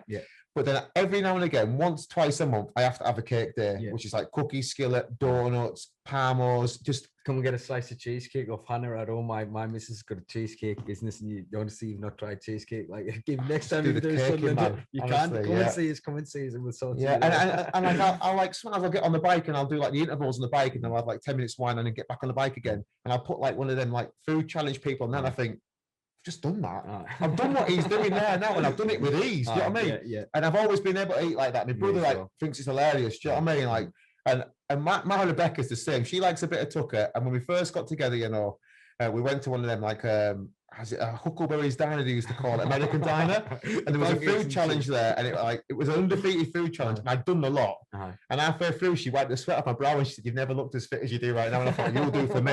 I look like shit. I look like I was dying, and then I thought, "Yep, you're all right for me." But I have to be all or nothing with it. I couldn't drink. I mean, I can have a bottle, I can have a shot, I can do that sort of thing. But if it's open, it's getting done. Biscuit or bottle or anything, you know. And I smoked until I was 25 as well. I smoked cigarettes. See, I'm the same. I used to smoke cigarettes as well. I was bad on them. And that's how, funnily enough, mate, as mad as it is, that's why I just smoke blunts now. I don't touch any tobacco. I can't. But for me personally, I know that I can still be optimal fitness in just smoke weed. I don't touch it during my camp. If I give myself that right, I've got to fight. This is my window of time. I'm not touching any of it. And outside of that, I like it. Just smoke a blunt, no tobacco. And I know that day to day, I can still be super fit. You know, it doesn't. It's in moderation. If you become dependent all day long, smoking all day, then it's a problem. But just dabbling in it, I feel like that. You know what I mean? I can kind of regulate everything else and still be optimal. You know and that's what got me off the cigarettes, doing that, because it was like, right, every time I want to smoke a cigarette, I want to smoke a blunt, and then every time I smoke a blunt, I would be absolutely blitzed. Don't want anything else. And then that was it. And I wouldn't want to smoke. And that and just regularly throughout time, it was like, right, now I'm only having a couple of days, and then it was thinking, and I was just, even a lot of the time now, I got days where out, you know, and then some days I'll be, I fancy a little, and I'll just have a little blast of a blunt, and I'm sweet, you know what I mean? It's cool. And I can have months without it, not even training for a fight, a couple of months without it, and it's fine. If it works for you and you can fit it in to your training, and when your downtime's down and when your up's up, then it's a fantastic thing. Exactly. That's it. What's the problem with it? It's having that kind of restraint, isn't it?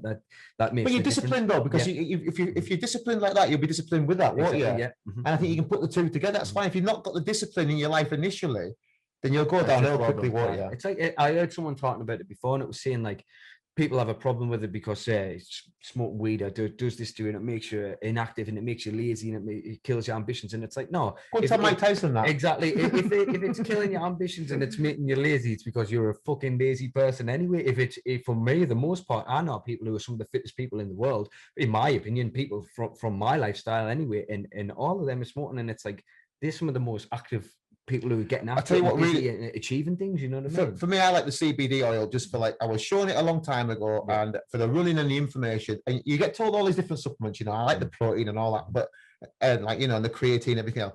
I never genuinely saw any physical or felt any effects from any of those things. But the CBD for me, it just, I never sleep well. So it helped me with the sleep. I believe it helped me with the inflammation. And it just seemed to work with me. It might not be everyone. When our mum were poorly, I got our mum with it, and whether it helps or not, I don't really know. But when she was at a really baddest, she was like bad for the morphine, because obviously the piling you're full of morphine because of the seriousness of the illness. And it was just like the bottle would be snatched if you moved it. Do you know what I mean? So I'd make her a few brownies and stuff up, you know, and like the days that I'd done that, I could have a conversation with her. The days when she was in pain and she'd had like don't get me wrong, like, you know, she weren't smashing like edibles all day long. She'd just have a brownie in the morning on an evening time, and you know, the nurses that come around and be like, "Oh, are you doing cakes?" I'd be like, "Yeah." Don't touch them, you know. But like, if you can have a conversation with your mum and it makes your mum's day better, I don't care what it is. You're gonna, because when she was on that morphine there, she was just almost like comatose, and you couldn't do no, you know what I mean, like wiggling her toes to communicate. But if I could go, look, mum, tell you what, why don't we try this today and do that and get out of the chair and that. There's good and bad days with everything. But I saw a massive change in the effects from that, and I think there's always going to be the extremes of anything, isn't there? You can have a bottle of beer, or you can be an alcoholic. You can have a couple of blunts, or you can be a guy that uses an entry to everything else. You can't brand everyone the same, can you? That's it. It's subjective to the person, isn't it? My mom. That's exactly what it is. Back in the day when because my mom used to smoke back in the day, and then she stopped it. What she used to enjoy doing, she would smoke a joint. She used to smoke a joint, and that would help her with her spasms and everything massively, you know. And it was only when she wanted to stop the cigarettes that she stopped all that, you know. And then they brought in all these kind of sprays and stuff like that she got through the hospital and stuff like that, and that changed it. But that massively helped her. She would honestly open about it all the time, like how much it would take the spasm pains away and stuff like that. I'd have given her whatever she wanted to at that point. As well, for sure. You're told that, you know, at that point there, you've only got X amount of time left. You can have whatever you want. Fucking enjoy it. Enjoy it, whatever you want. You know what I mean? I've gone Friday like 6 eggs and I've got a spam sandwich. I couldn't care less. At the start, I was super on like we're going to do this properly. You're going to be eating properly, because my mum was old school. Do you know what I mean? Everything was fried in oil and all that sort of shit. And I would go, well, look, you know, if you do this, maybe it'll make you feel a bit better, so you have a bit more energy later on and all that. But by the end of it, it was like, if you want a cake, you can have a cake. Let's go and fry up some donuts and have a cheese sandwich. I couldn't care less. And what we did notice though, there was days, I think, where even if it didn't do anything, maybe he thought it was. Bit of a placebo effect kind of thing. That's it. And that's what you need sometimes a lot of the time, isn't it? Just that little lift of spirits, essentially. Well, lifting everyone else in the house. I mean, there's me, my girlfriend, my brother, his missus, my mum's best friend, all sat there thinking, this is a shit deal. Watching Heartbeat eating an edible, and you're like, well, actually, it's not that bad, is it? You know what I mean? That's it. And you look back on that, I think, yeah, that was all right. That's it. I mean, that's exactly what it is for me. I mean, I'm the worst one for overthinking everything and being in my own mind all day long and overthinking everything. And I sit and smoke a blunt, and literally I could be listening to or watching or doing anything, and it'll be the nicest journey ever. You know, I'll sit there like I love me films, I love me documentaries and crime, whatever, music, especially music. I like to play acoustic guitar, and just sit there. And I would sit there, honestly, I would smoke a blunt, and I could sit there all night long without a care in the world and sit and pluck away at my guitar, and it's sick, and I love it. And you can walk down the high street shouting at people, thinking, so exactly, what is the problem? Exactly, that's it. That's exactly it. And how old are you now? 29. 29. 30 in June now. So. Right. And I've done it. Mate, honestly, like the first time I ever smoked weed was fucking I was probably like 9-year-old, man, you know what I mean? And that's been something that even from that age, you know, and I look like a lot of the things I've done, like you could have given that to somebody else on a different path and the way thinking. And I just think it's all subjective to the person. It's the way you look at it and the way you. But also, if someone at that age there smokes weed and thinks, "Oh well, I've done that now, so I'm all in now. It's all going to go downhill for me now because I'm that. I'm branded as that person that smokes weed." No, not necessarily. Yeah. Do you know what I mean? Because I think in 10 years' time, it'll be like, remember when that was illegal?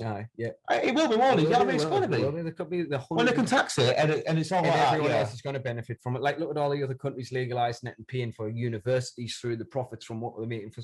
And there's a huge market for it. It's all the reason it's not legal. It's all about tax, isn't it? And once it is taxable and they've got everything ironed out, the world will be a fucking, especially the UK, will be a much calmer place. I don't think when I was younger I ever got like into trouble because I was a dickhead because I was high. When you're younger, you got into trouble because you were a dickhead because you had like half a litre of cider in you. That's it. You thought you were a man. That's it. I mean, obviously, I was the same as you. You know, in school, I was kicked out just as much as I was fucking there. You know, until it got to the point where I was never really there. You know what I mean? And I worked it out, mate. I wasn't particularly bad at school. I was just particularly good at working how to get out of school. So I knew exactly the buttons to push to get suspended because I had so much other shit going on. As well, I just wanted to be fucking out there. But I just want to be sat at home on my Xbox. I never had a computer. Outside, we don't have a TV in the house now, you know, to this day. I've got a TV in my house. We have a laptop and we have a projector, and we'll do Netflix. And we'll have me and my Bex. We'll have our tea every night. Our supper at 8-9 o'clock. I cook. She does the cleaning. That's how we've always done it. She hates cooking, I hate cleaning. 2 sets of gym clothes a day. They miraculously come back into the cupboard every day. She's a diamond. So I always make sure we have a stellar tea every single night. Nice. So like we'll get a supper, whack it on the big table, it all lied out there. I mean, it's a big feed as well, you know, and we'll sit there with the 2 dogs either side, bang something on there, whatever it is, line of duty or some shite at the moment, and smash that in. After that's done there, hour or 2, go to bed, start the next day. And for me, that's the best part of my day is that, you know. Nice, that's it. If we go camping or fishing, the same thing though. I'll do a full spread and we'll eat like, you know, you know what I do on here. That's the way to do it. It's nice. I mean, fucking, my missus is a fucking diamond as well, as I say, like, for the amount of, obviously we've got 2 kids and the amount of shit, as you see, you sell two things of training gear. I mean, I'll go to the gym to see I'm going to grapple with Ellis. I'll grapple with Ellis in the morning. If I grapple with Ellis on the night, that's a rash guard, potentially rash guard, spats, shorts on top, boxer shorts, whatever. Or if it's the gi, I've then got the fucking BJJ gi, the fucking, you know what I mean, with stuff underneath, and it's soaking wet, it's minging, and every time it's just fucking churned out. It's crazy because I'm fucking useless at that. Yeah, I am as well. I mean, like I can do it if I have to do it, but I detest it. So I think, right, the kitchen, I'll make sure I built my own kitchen. I'll make sure it's mint, the kitchen, the tea and food we ask, all the shopping. I'm dead lucky. I buy all my fruit and veg from the stall outside the RVI. Nice. 70 quid a week on fruit and veg because I smash it in. So I'll get that every single week, do all the food up there, like I say, and I'll come out to the gym on a night time there. Everything's wet through because it's always cardio-y stuff with me, or it's running, stinking, and I throw it all in this. She has a special bog bag for me in the bog room. You know what I mean? That's it. I'll carry bags, mate, because I cannot mix it. I can't mix it. Sweat, especially other people's bacteria when I've grappled, and it's. Yeah, I don't want that going on the fucking other people's clothes and that. So I've got to keep it all in the carrier bag. It's fucking. And I'll go next morning, I think I only wore this yesterday, and it'll all be there, mint again, and I'll go and trash it again and put it back in again. Yeah, she's a diamond.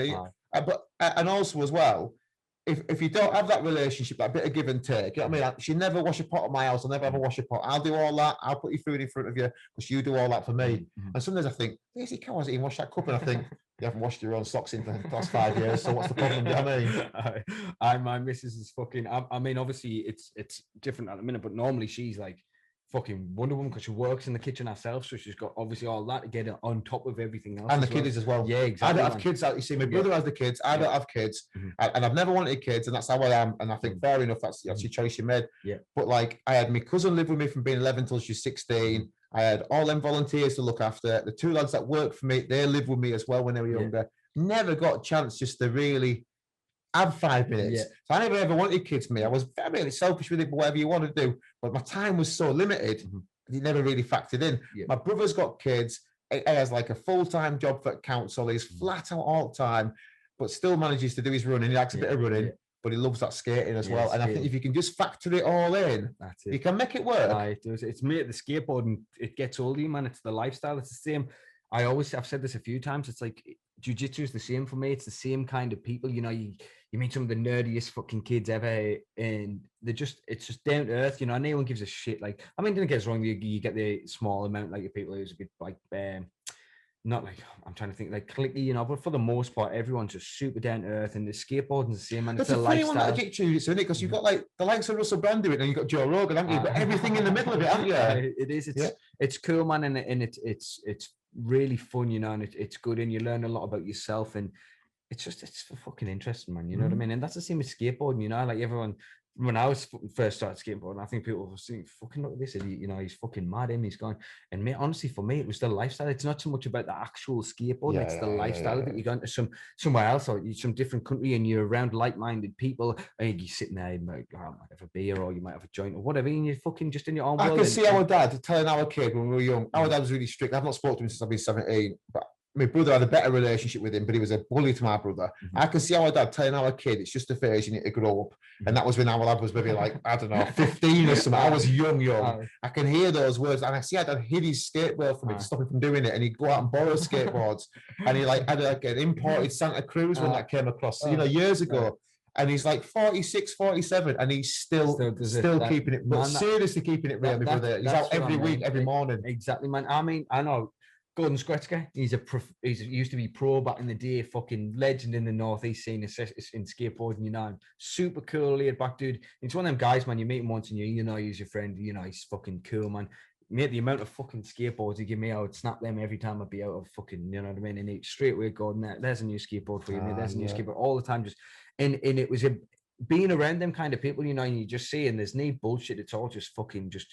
We all like the same thing. Everyone, it's the common. Common ground. Yeah, the common ground. And man, I've been at, like, as I said, staying in Copenhagen, Amsterdam, we've skated Barcelona, just cool fucking places. And it's a universal language. You don't even, you meet Spanish kids who That's the nicest thing about it. I think that's what jiu-jitu's like. You know, to see you got that thing, and it's the familiarity, and it's just. I think as well with me, for me, fishing's like that. Yeah, exactly. You know, I'm super lucky. Two of my bestest pals is my girlfriend and my brother, and then my other mates like Joey and Martin. They're all the same sort. They're all into the fishing. They're all into the camping, and it's that common ground.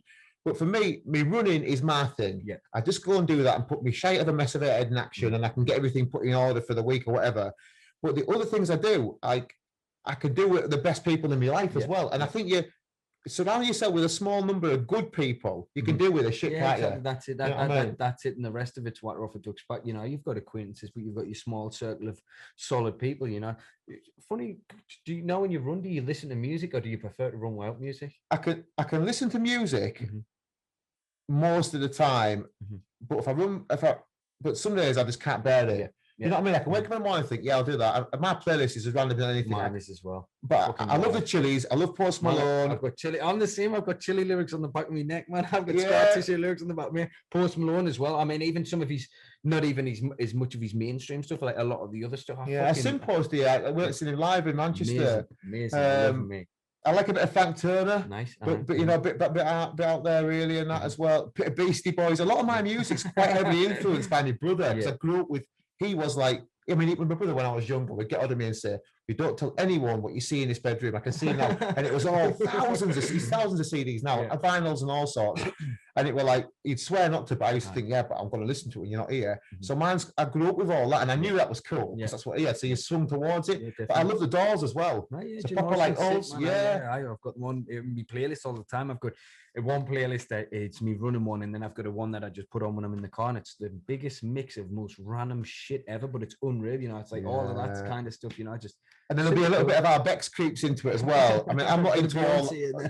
I'm not Billie Eilish or some shit like that. I like Billie Eilish, mate. I think she's fucking amazing. She's that's all right. I'll pull that back on, yeah. So there's a lot of that, but a lot of the time I quite like having me. I'm not.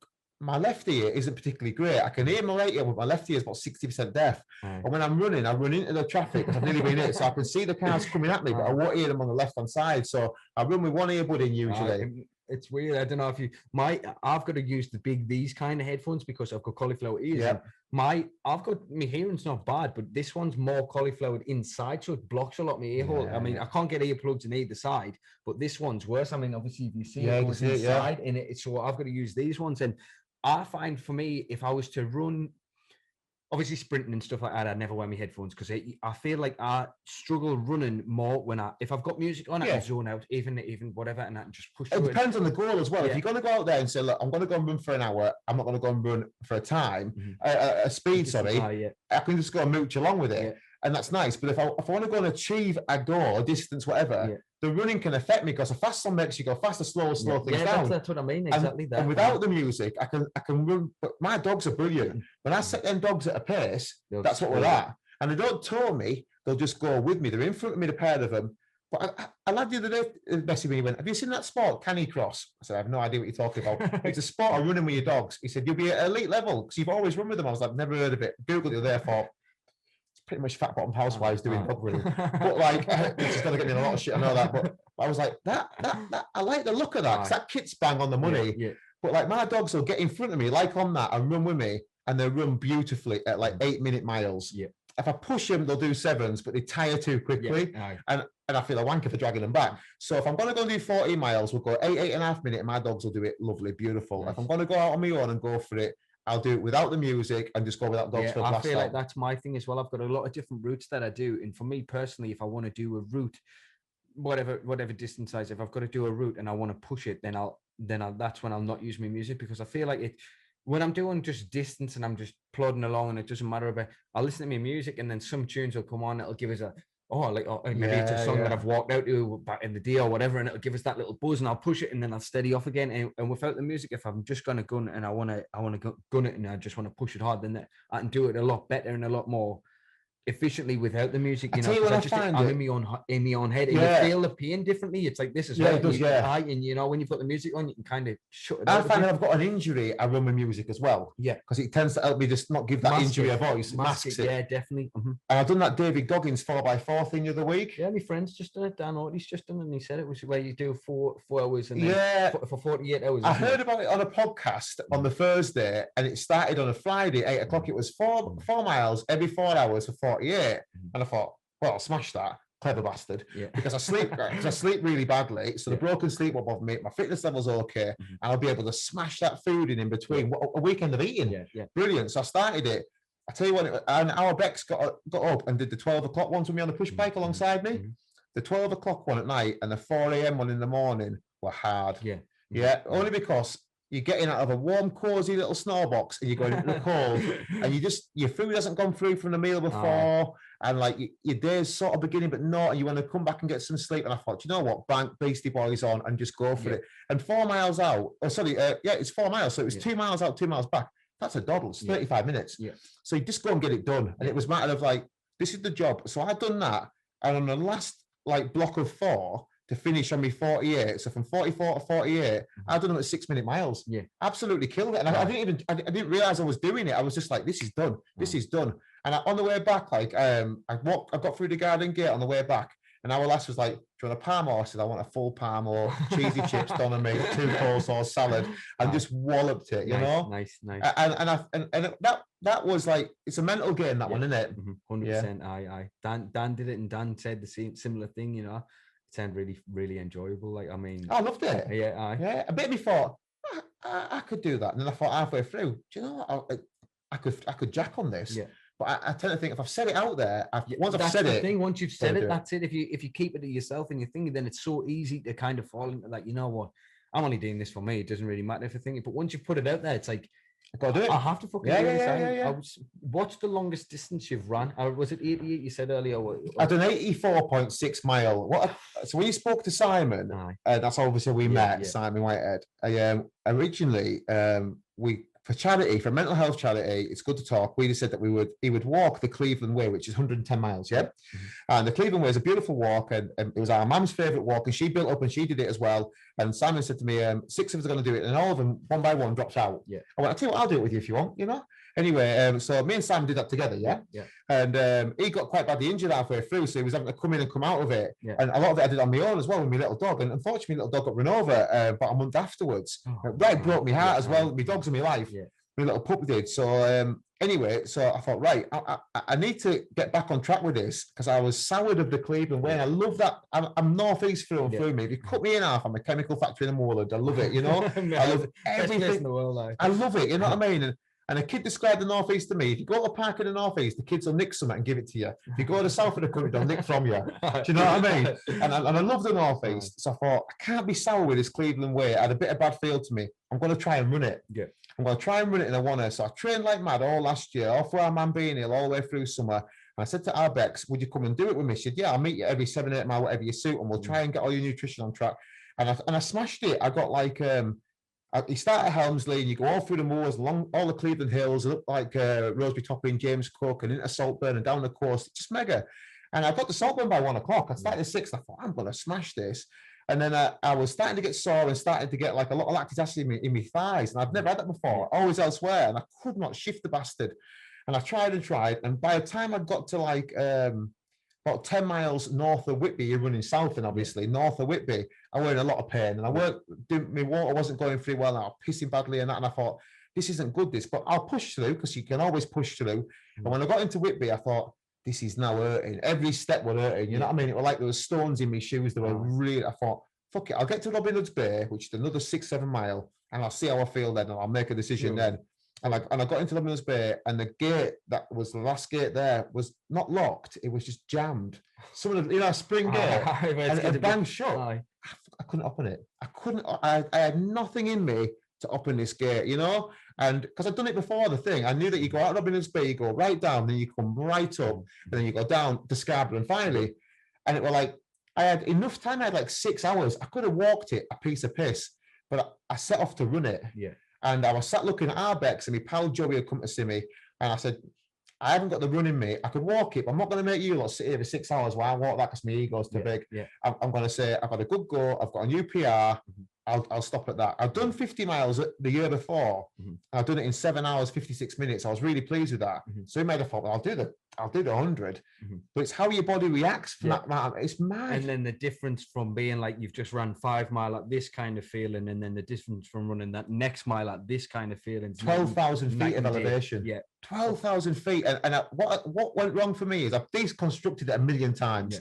Is I went off the track by a mile. And I lost my temper and I sprinted back up again. And I think I threw my whole run out of the window then. Just off that little boost in difference. And I was starving hungry when I got to Saltburn and I ran too much tucker in and I couldn't move the food and I wasn't drinking because I was feeling full and then everything stops working properly. And that there, what you're saying there is a massive thing that people don't understand. I remember one time, well, I've done it a million times, but one of the times I really remember was we spawn on a Saturday morning and it's, when you've got a fight coming up, it's 3 5-minute rounds of fresh man, and people say, 3 5-minute rounds, I fucking piss that easy. Fresh man each time. Fresh man each time, and it's a fight. And it's the nerves, there's people watching, it's fight you're feeling. And your levels of energy, you could spar 3 5-minute rounds with the lads in the gym nicely, and you think, oh, we're gonna do it. But when you've got to fight, and you're getting that pressure put on you, and it's exactly the same with me doing 2 hours in the cross trainer, walking downstairs, an hour last doing the 1 rep max. It's done nothing compared to what I've done in my head, but she's blown everything into that. Exactly. And basically the fucking, like the eating before, I've ate before that, and it's been, I've ate, not just, I don't know if it's been the time I've ate before it or the amount I've ate, and honestly, the difference in what that does to your stamina and your overall energy levels, like as you see there. It's an ongoing experiment, isn't it? I worked out by December last year, because I had 1,700 mile in the bag, and I thought, if I do 300 in December, I'll finish this year. I wanted to finish 2020 on 2020. But like, I thought, don't be a dickhead. Just finish on 2,000. I would have ruined Christmas doing an extra mile, and I don't going to. I couldn't be that person. So I finished on 2,000. But I thought if I do this, it'd be a great thing to have. But I'd also worked out as well in December that if I fed myself fats for 24 hours before and eased off on the carbohydrates, then after the run, I put the carbs in and then went on the fats. I was flying. It was that if I had a palm at night time, my gym session's awesome the next morning. I mean, don't get me wrong, you can't run with all that inside you, but like, my body seems to work really well for endurance on small amounts of lots of calories. So like spoons of peanut butter and dates and shit like dark chocolate and eggs and salmon. I fly on it. Like I brought you them eggs there, them goose eggs there, 200 calories an egg. Buzzing, but I'm gonna have 200 calories an egg and the 20 grams of protein. I'll make pancakes out of them and just like smack. They're beautiful. I can't wait. Honestly, I can't thank you enough for them. No, not at all. I'm the same. You know, when I'm at a position, once I've got through that first couple of horrible weeks where I'm fucking exhausted with cutting all the calories and the fasting, especially in grappling, I'm putting the pace on hard rounds over and over when I'm having them small amounts of food a day, then I feel like I can go all day long. And then when it's at the say different stages of it, it's weird. It kind of hits you different. And then sometimes if you're having bigger meals, but you believe the carb load and all that, don't you? But like I think, well, you taper anyway for a big run, so you're naturally carb load because you're not doing the work rate to blow the carbs away, so you're naturally carb loading. But I needed an energy bank, and for me, I just love peanut butter. I love dark chocolate, and when I'm running it, I would like an energy gel or something, but just anything halfway through to spike your brain, not your body. Your body's fine. It's your brain. If I could spike, and I started thinking, well, I wonder if I don't. I used to take all sorts with me, but now I just go take a little snack pack of Haribo or like a gel with me, or just something like a Mars bar, a little one. And if I just I run out and back. I love that sort of running stuff. I'm doing a half marathon. I go out to a point, turn, and I come back. You know, you've got the same distance back. That's what I like to do as well. I don't like circuits. I circuit for a plod, but for a proper run, I like to go out and back. And at that turnaround point now, I'll stop, put my shit in order, think about my times, add me a little bit of snack, and I'm like, boom! It's almost like you've just gone adrenaline straight into. I want to go, like fly with it. It's a matter. That's what we. So see, some of the times when we've had big weight cuts and stuff, me and my coach, a lot of the times, so say right, it guns by. Forgive us if the terminology is wrong, but the osmosis. So, but fight week, once you've cut your water, so 24 hours before the weigh-in, you've stopped your water anyway, and this is just before you start doing your cut, your little bit of workout before you get in the bath or whatever. So, see, you've got 100 gram of protein bar there, 100 gram of flapjack. You eat that, and all you're going to put on is the 100 grams. So that little bit of thing in the back of your mind, it's like, right, you can either have a sip of like 100 ml of water, or you can have 100 gram of this, because that's all it's going to waste. So that's how much extra you're going to have to burn off. And it's just that little bit of something just to give you that little boost. Right, I'm going to go and work. I'm going to go and get in that fucking hot bath now, and I'm going to cut this right. I'm going to have that little bit of flapjack, and that little trigger in your mind, just. I saw that first time with our Alaska. She had to make her wait for that comp, and it got cancelled anyway. But and like she cut and like did the hot baths and the water cutting, and I'm watching all this, mate. And she's dieting, and also I'm like almost like secret eating because I'm doing like an 8-mile run in the morning and like doing tours at gym. And I'm like, smell of it, man. It's like you fucking water dripping out. And I'm like roasting whole cauliflowers for us both at night. So she's getting a volume of food, but not getting nothing in. And I'm feeling, I'm going in the kitchen. I'm like spooning the peanut butter in on the corner. But that water cutting was incredible. The amount of weight she'd cut like that, it's just crazy. When I fought Nathan Grace in that fight I was telling you about there, I was 68.9 kilos a Thursday morning, and the next morning I was 61.2. So I did over a stone in the bath that night. I lost a bit there cutting the water, did a bit, and then I did over a stone in the bath. It's fucking years off your life. You know what I mean? I really found a really good documentary on like a bare knuckle boxer in the UK. I can't remember his name now, and he was talking all about his water cuts. That is torture. Yeah, it is. It is. Yeah, it's torture. And that's why obviously it's yet again it's a certain kind of person that does it. And that's another thing that people didn't see. Like that the guy was on about earlier in the sauna saying, "Oh, I think it's like." You have a camp with this. Show me that discipline. You water load for 2 weeks before you fight, and then you carb deplete that last week, and then you get in them baths when you haven't had water for 24 hours, and you fucking sweat that out when you've got nothing in you. You tell me how easy it is, and then tell us how much money. Mate, the fights I was having. And then when you're feeling that bad, you walk and then have the fight, and then not only that, as well as the other side of the thing is man. Half the time I was fighting in South Africa, I'd spent the money that it was costing us to fucking get out there before the fight. I wasn't. It's the fact that you were doing it for the experience and for the chance of the. That'd be good though, mega out there. For sure, unbelievable. Something I'll have with us obviously till I die, and that's it. Not many people get the chance to experience something like that. I mean, I remember the first time out there, man, it was fucking terrifying. I'm fighting in a casino in the middle of fighting for the northeast of South Africa to fight and getting paid for it. Fighting with the fucking in the middle of nowhere in the desert, and this fucking. I remember walking out and just looking up at the crowd and just thinking, this is fucking mad, like what? Who I don't know how you are, but like I was never told that I couldn't do what I want to do. No one ever said to me, "Oh, you can't do it. You shouldn't do it. You'll never do that." I always thought myself, people would just look at you and go, "You do that for a job, you crackers."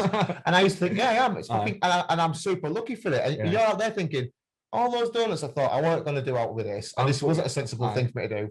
It's all right, isn't it? It's actually all right, isn't it? Like, you know what I mean? That's what you think, before you can. It's like, right, no matter what happens here, I've fucking done it. Like, if no matter what way this goes now, I take it off me, man. You kind of take it away from us. You can say whatever you want about it. You can call us whatever you want, but at the end of the day, this is with me for the rest of my life now, and I've fucking done it. You know what I mean? So fuck it, and that's what's helped me through so much. Every time before walking out, I just think, right, it's whatever. Once I walk through this thing, and also as well, when you've done that, anything else is less to that, isn't it? So because I've done that like 80-odd mile run, now I sort of think, might go and do half marathon tomorrow. I might go and do 20 actually.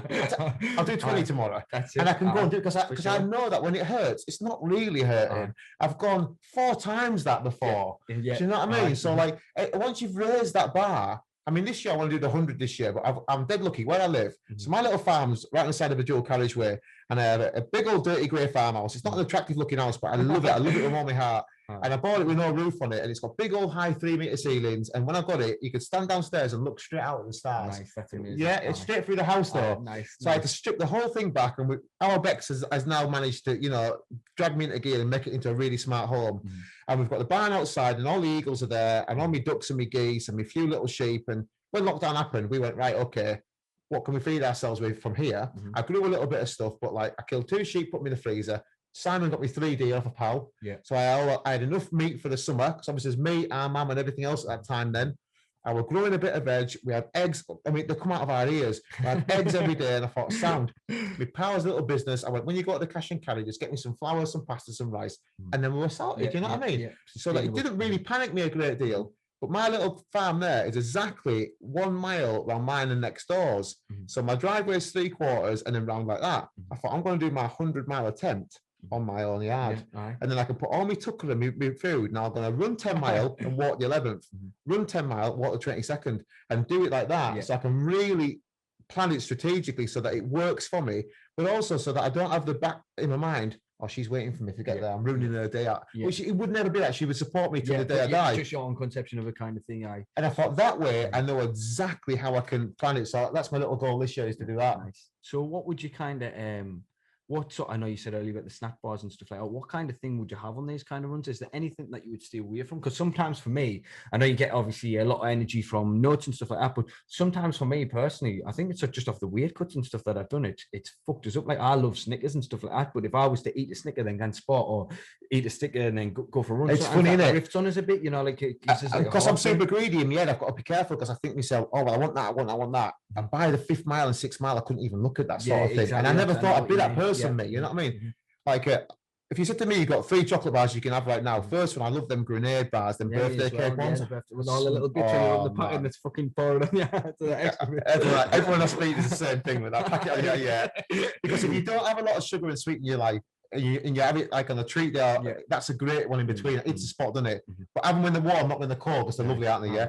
So like, I love them. I love my coffee. So I love black coffees. So I have black coffees all through the camp. So I find, and I respond really well on caffeine. Me, so I've really learned how to use caffeine to my benefit for me training and all sorts. So black coffee, always part of it. But the things that I do really well on is I avoid all your carbohydrate drinks. I've tried all the like the Tailwinds and all the specialist different drinks. I'm sure they're fantastic. With me, they don't agree with me. They make my stomach really upset. I do really well on coconut water. Me too. That Vita stuff. That really good stuff. I like Vita Loco or whatever it's called. It's beautiful, isn't it? It's like £1 odd. Sometimes you get on special. That's I was putting that in my Camelback.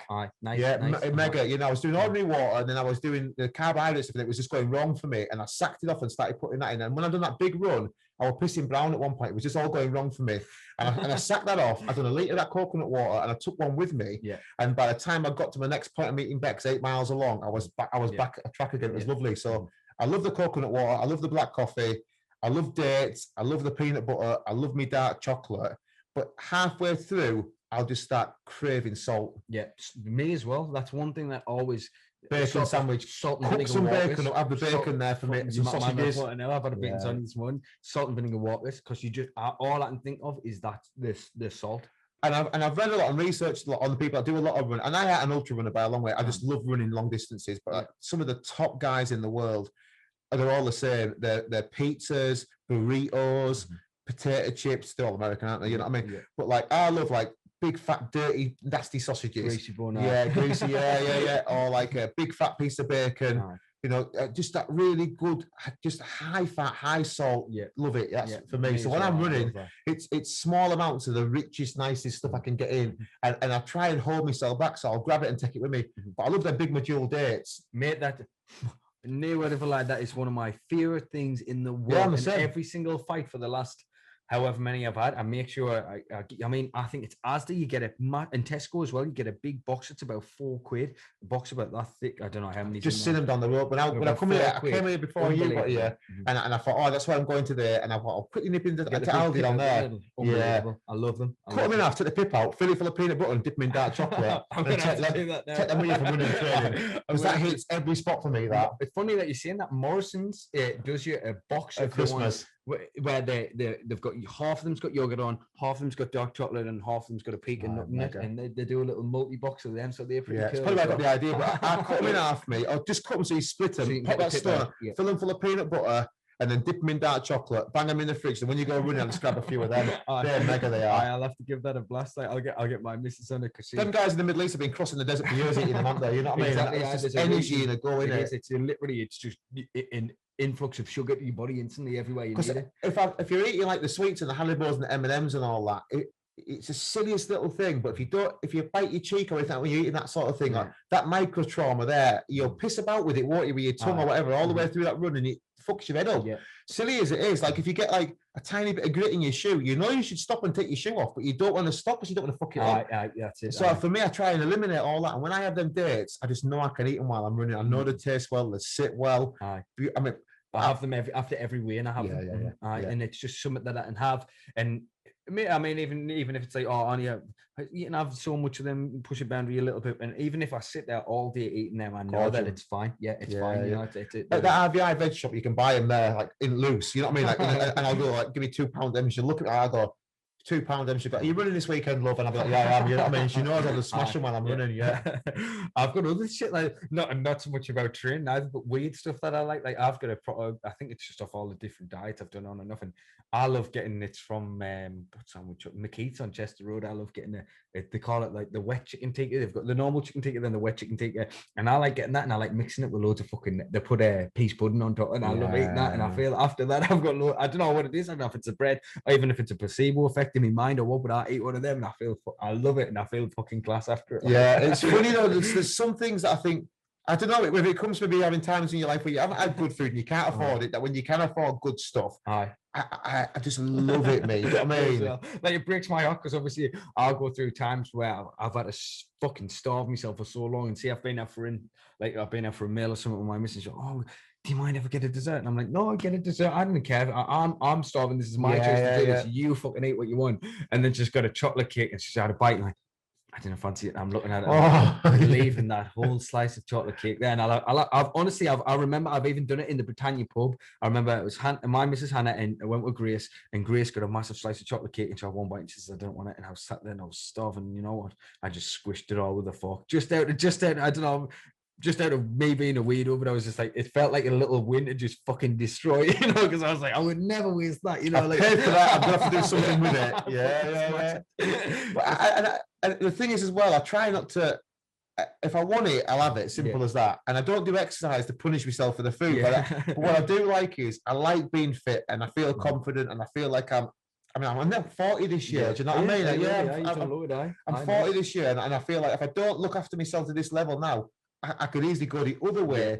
But having that structure, and like, it's a cheat day, isn't it, really? But I don't like to brand it, but we have cake day, and that cake day it's like a skillet cookie between the two of us with Ben and Jerry's, and we'll smash it in like a Colin the Caterpillar cake at lunchtime, then like the sausage signies, and I think that's it. But the rest of the week we're like super on it, and it gives me that all or nothing. But I need to hit those sugars and those salts and everything. It's crazy. Like my missus will make me a cheesecake, and it's fucking this deep, and it's fucking this big, and I eat it, and by the end of the day I'm fucked. But it's just that little, you know, I don't know what it is. It's just cheesecake was my downfall. You know, me and Bex had a cheesecake, and we made it with some butter. Nice. And we did it with candy oil in the butter. And we had this cheesecake. And honestly, you can't stop, and then you ended up being too fucked. That's 2 days. That's exactly 2 days. We were done for 2 days. Everything. It was mega. Because it was a Biscoff one as well. It was like, we have to eat it because it's going to go off. And we're like, really? I'm going to be fucked. I did the same thing with these things. These fucking these funked up hard candies. But I get these versions, but I get the chew ones as well. And honestly, I had the fucking thingy. I had one, and I was fucking stoned anyway. And I went to bed, and I woke up in the middle of the night, and I was fucking tripping and everything. I was fucking, because the sweets, so you think like, oh, it's fucking thingy, and you're smashing them, and it hits you so bad. It hits you Yeah, different. it's a different type of thing, isn't it? It's a different type of thing. It's a body high and it fucking. But you know, we don't go out on a drink. You know what I mean? And we don't really have any. It's not a bad habit anyway, but we don't really have any vice apart from that. We like a lot of food and nice food, but we train hard, we're disciplined like that. Now and again, if you want a bit of that, who cares? You know exactly. I mean? You doing nobody any harm. That's what I say. Anything in moderation. If you're doing no matter what it is, you know, it could be anything. And as long as you fucking, it's not controlling your life and you're enjoying it and you're doing it, and no matter where everything else in your life balances out, then more power to you. You know what I mean? Like you deserve it. You know what I mean? And if you can do that and moderate everything else, as I see it, it's fine. You know, and you've earned it essentially. So I'm all for it. Me, last year taught me one thing. Last year was that you've only got so long. You can only control what you can control. Exactly it, and at the end of the day, if you're not bothering no one and you're having a nice time, just do what you need to do. Yeah, that's the thing. I smoke, but they're my fucking these in here. I've got the fucking Haribos, the fucking nerd gummies, fucking chew out everything, you know. And I just sit and dabble with them, and it's fine, you know. I'm not causing anybody any shit, and I'm not. And if I go home and I say I'm stoned and I can know you can shut off when you need to shut off and train for what you need to train. Do that. So there's that wonderful element of control, but also there's the reason that you train like you train. You do what you do. We do what we are, and then you can go. And now I aren't doing that. Now I'm doing this. Yeah. And you can stop, and it's almost like the motivation for it, in it. You know what I mean? For sure. Mm-hmm. You know, I don't want to go and get leathered on a Saturday night and walk on the street shouting my mouth off, but I would like to go home and eat, like, I don't know, 2 cheesecakes and have a bit of that, and then you know, sit and chill out with our lass. Yeah, definitely. That's it. That's got to be a winner, hasn't it? For sure. You know what I mean? Go and fly some falcons on the hillside and watch the afternoon go by. You know, for sure. We take falcons down the field a couple of years ago. Me and I trained 2 beautiful, big, enormous falcons for racing. And we just went and have a bit of crack with them. They were really good birds in the end. But we got to the point where you could just go on the field with the dogs, let the dogs run about, let these 2 falcons off, and they're just flying down doing their own thing. But we have a little tame jackdaw at home, you know. Nice. Aye. And I found it on the food tray in my Milky Eagle Owl aviary. I opened the door, put the food in, and there was a baby jackdaw on the tray. And I sort of stopped and looked down and thought, you've got to be one of the luckiest little creatures alive today, my friend, because you're in the worst place scenario now. And I grabbed it. You're in the lion's den. Honestly, on the food shelf. And I put it in my hoodie top out there. And presenting itself to it. Yeah. And I put it in my hoodie top and I forgot about it. And our last was down and lie in. And I took her a coffee about an hour or 2 later. I'd done all the feeding up at home. And she went, what's that in your top? Oh, it's a jackdaw. And I give her it. She went, I don't want it, because she trained one years ago for Mark Harmon, the singer, you know. He's my uncle's partner, Mark Harmon. So she trained one for him. She went, I don't want to hassle again. A jackdaw's in the house. So I'll get rid of it then. And she's like, no, you can't do that. I was like, what am I going to do? She went, I'll give it here. So she trained the jackdaw. We had it all last summer. It was a real little tonic. And then one day it went. And she was a little bit upset, but we knew we were going to go back to the wild at some point. Live wild on the house. And then 9 days later, it came back. I went, oh, well, obviously it is doing all right. And then it went again and we never saw it. So this was in September. So I came back for a run on Sunday, Easter Sunday. I'm running the drive, headphones in, which is unusual on a Sunday morning because I've done a decent run. My pal rang me and I was chatting to my pal as I was cooling down. Jackdaw buzzed my head. So I ducked and I was like, what's that there? And I said to my pal, so I've got to go, I'm at home now. So the fucking jackdaw's just buzzed my head. He went, nah, it won't be that jackdaw. I said, mate, it is. I went in the house, I said, here, come outside. I said, yo, jackdaw's on that shed roof. You're under the farm. She went, it won't be. I said, call it now. So she called it Ragnar off that Viking series. Ragnar off, I fucking love him. He's my fucking hero. We were watching that when the jackdaw arrived, so that's the cycle, yeah? Everything's called for, you know, anyway. So she shouts Ragnar at this jackdaw. It flies. I'll show you the video on my phone. Flies straight across to the house roof, looks at her. She shouts it again. It comes to the patio, and within 30 seconds, it's back on her hand and eating pot pie crust out of her hand. It's not sat on her hand. I had human contact for 6 months. And I said, in 24 and a half years, I would never have said that. A million years would have happened that it's been out in the wild. I think he's come up the driveway. He's seen me, heard my voice, seen me running, because he used to come running with me. Yeah. And it's like if an alky walked past the bar and his favourite Scot just stood in front of him. He just put the trigger, isn't it? And I think he's just gone, I used to be involved with that. Mental. It's crazy, man. It's unbelievable. Yeah. So the jackdaw's back at home now. It's in the porch. That's the thing. I mean, the power of the knowledge that animals have got is so fucking vast, man. What an empty life without them as well. Exactly, for sure, man. I mean, remember that documentary about the 2 guys in London who raised the lion cub? Pissed off the lion or something. Set the lion off, and then years later went back and called it and fucking know the family and introduced them. My jackdaw story is not quite as cool as that, is it? Wait, that's exactly that, isn't it? Yeah. Made us think of that, and it's like, it's wild, man. It's crazy. It's crazy. It's crazy. You think it can be completely detached and it's done, and that journey's finished for it. but there's just something there, isn't there? There's that ember. And when it flew past me in that driveway, that little ember was just there. And it knew our lass has got a real deep voice. She's a diamond, but she's got a proper, she's Sunderland girl, my girlfriend. Oh, nice. Yeah, so she's proper deep voice, proper northeast lass as well. And she went, and her words were, that fucking jackdaw. I said, I'll tell you now, that's your jackdaw.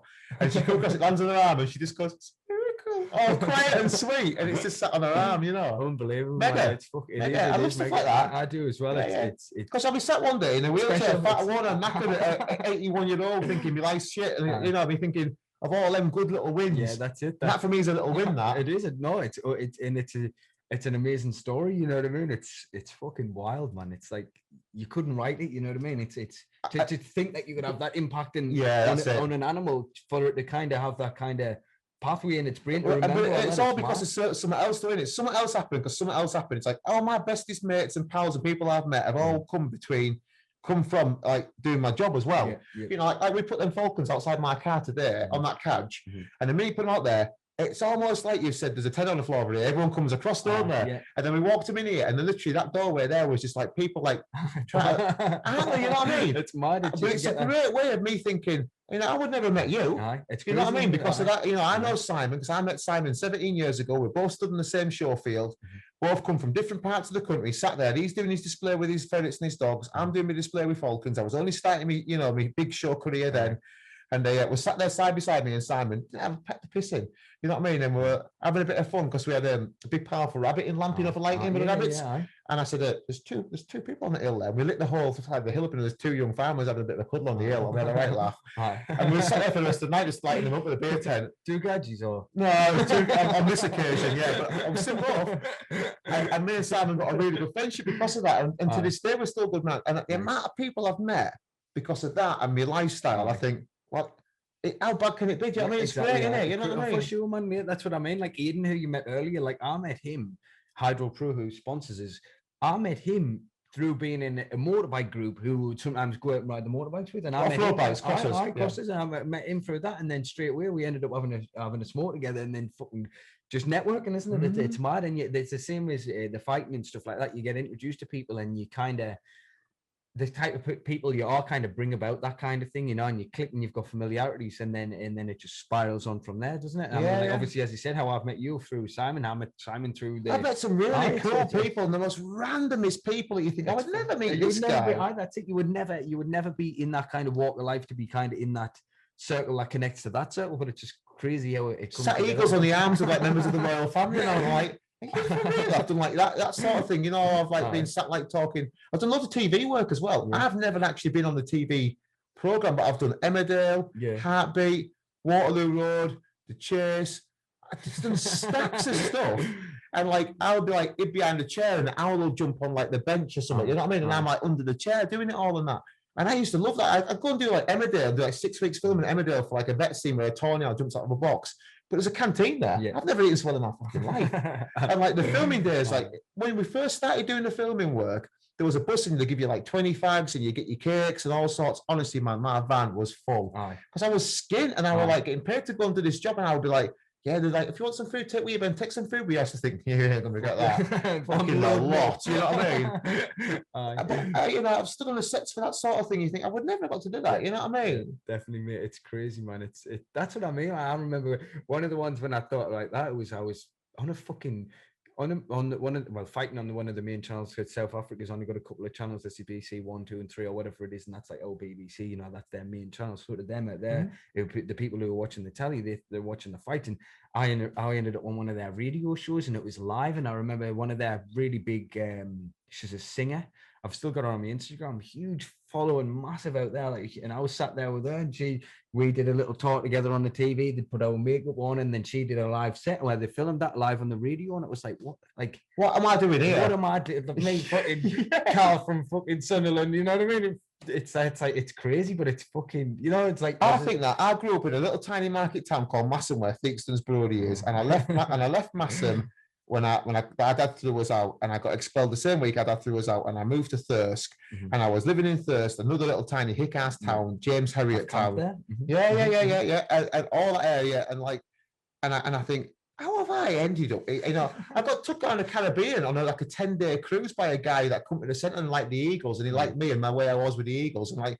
And I thought, this guy's even in love with me, a bit of an old fairy. But like, you can't say that, can you? But like, he was a great guy. But I didn't really work his angle. He went, would you have ever come out in the Caribbean ever in your life? You know, otherwise I was like, no. He went, well, I've got loads of money. I work for the government. I'm retired with loads of money. He said, no, I didn't want to come here on my own. He said, no, just like your company. I was like, sound. And I went like 10 days sailed on the British Virgin Islands of the Caribbean on like a yacht. And I'm like, how 17 and a half year old, how am I here? You know what I mean? That's been so good to me, that job for me. You know? That's it, man. It just opens doors for you, doesn't it? It's fucking wild, man. Like it's mad. It's like the slight little things that link onto other things. I mean, the first time I fought out there in Johannesburg, I beat some guy, Gareth Bursky, and is he an African lad? South African lad, local lad who they love out there, and I beat him, and it's on YouTube, and it's clear as day that I won. You know, he's deflated, gutted after the fight now, man. Cloud 9, and they give him the decision, and it made in a crazy and a mad way. It worked better for us than me getting the win, because then after that everyone knew I was hard done by, so everyone which then linked us on to getting sponsorships, like this guy who made that banner there for us. They made his custom fight kit for me fights after that, so I was getting my own shorts, you know, with the Sunderland colours on, with my name on, with Jesse's name on at the time, because Tommy wasn't born then, and just crazy how it just linked us onto different shit, you know, like how people messaging saying like, how have you landed that sponsorship? And there's some South African kids who's not getting that, and it was just like, for us with the shows, people didn't want to see a show go well. They wanted to see you because last time they saw you, your eagle might have flown off for an hour, and had you on your back foot, and you were under pressure, and you pulled it up, and they were like, oh, we thought it'd gone for good there. We've come to see you again because we've seen that eagle fly, and you think, you didn't come to see me again because it went well last time. You come to see me again because it went really bad.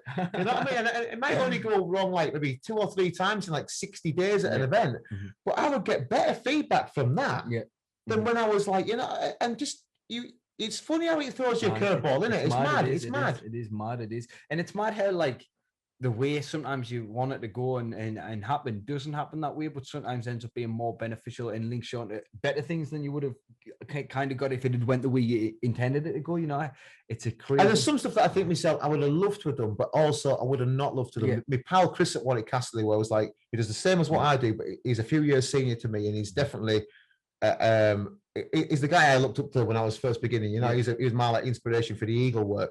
Chris did the filming for, I think it was Assassin's Creed, the computer game, and they put a camera on his eagle, and he said, "Can you get your eagle to fly down London?" Have you seen that? Well, I've played it, and when Altair, the character, jumps off the ledge and does it turns into like a mad cinematic view where it goes like bird's eye view, and he falls down and he lands in the hay bale. If you look on YouTube, it's the video of his eagle doing all that. Really? And they took him up in the London Eye, and he gets out of the pod on the London Eye on the top. He's a crazy fucker, and he just flew the eagle off in London. And they're going, "How have you managed to do this?" And I was chatting. I went, "I know this, Chris. I know the giggy." I said, "How did you get?" He went, "I think he said, just let it go." He said, and Paul, his colleague, was on the floor, and Paul would basically follow it, and when he got to it, call it in. He wasn't going to anyone. He was just keeping up with that eagle till it landed, and he recovered it. Fucking Paul, Chris was let go of it.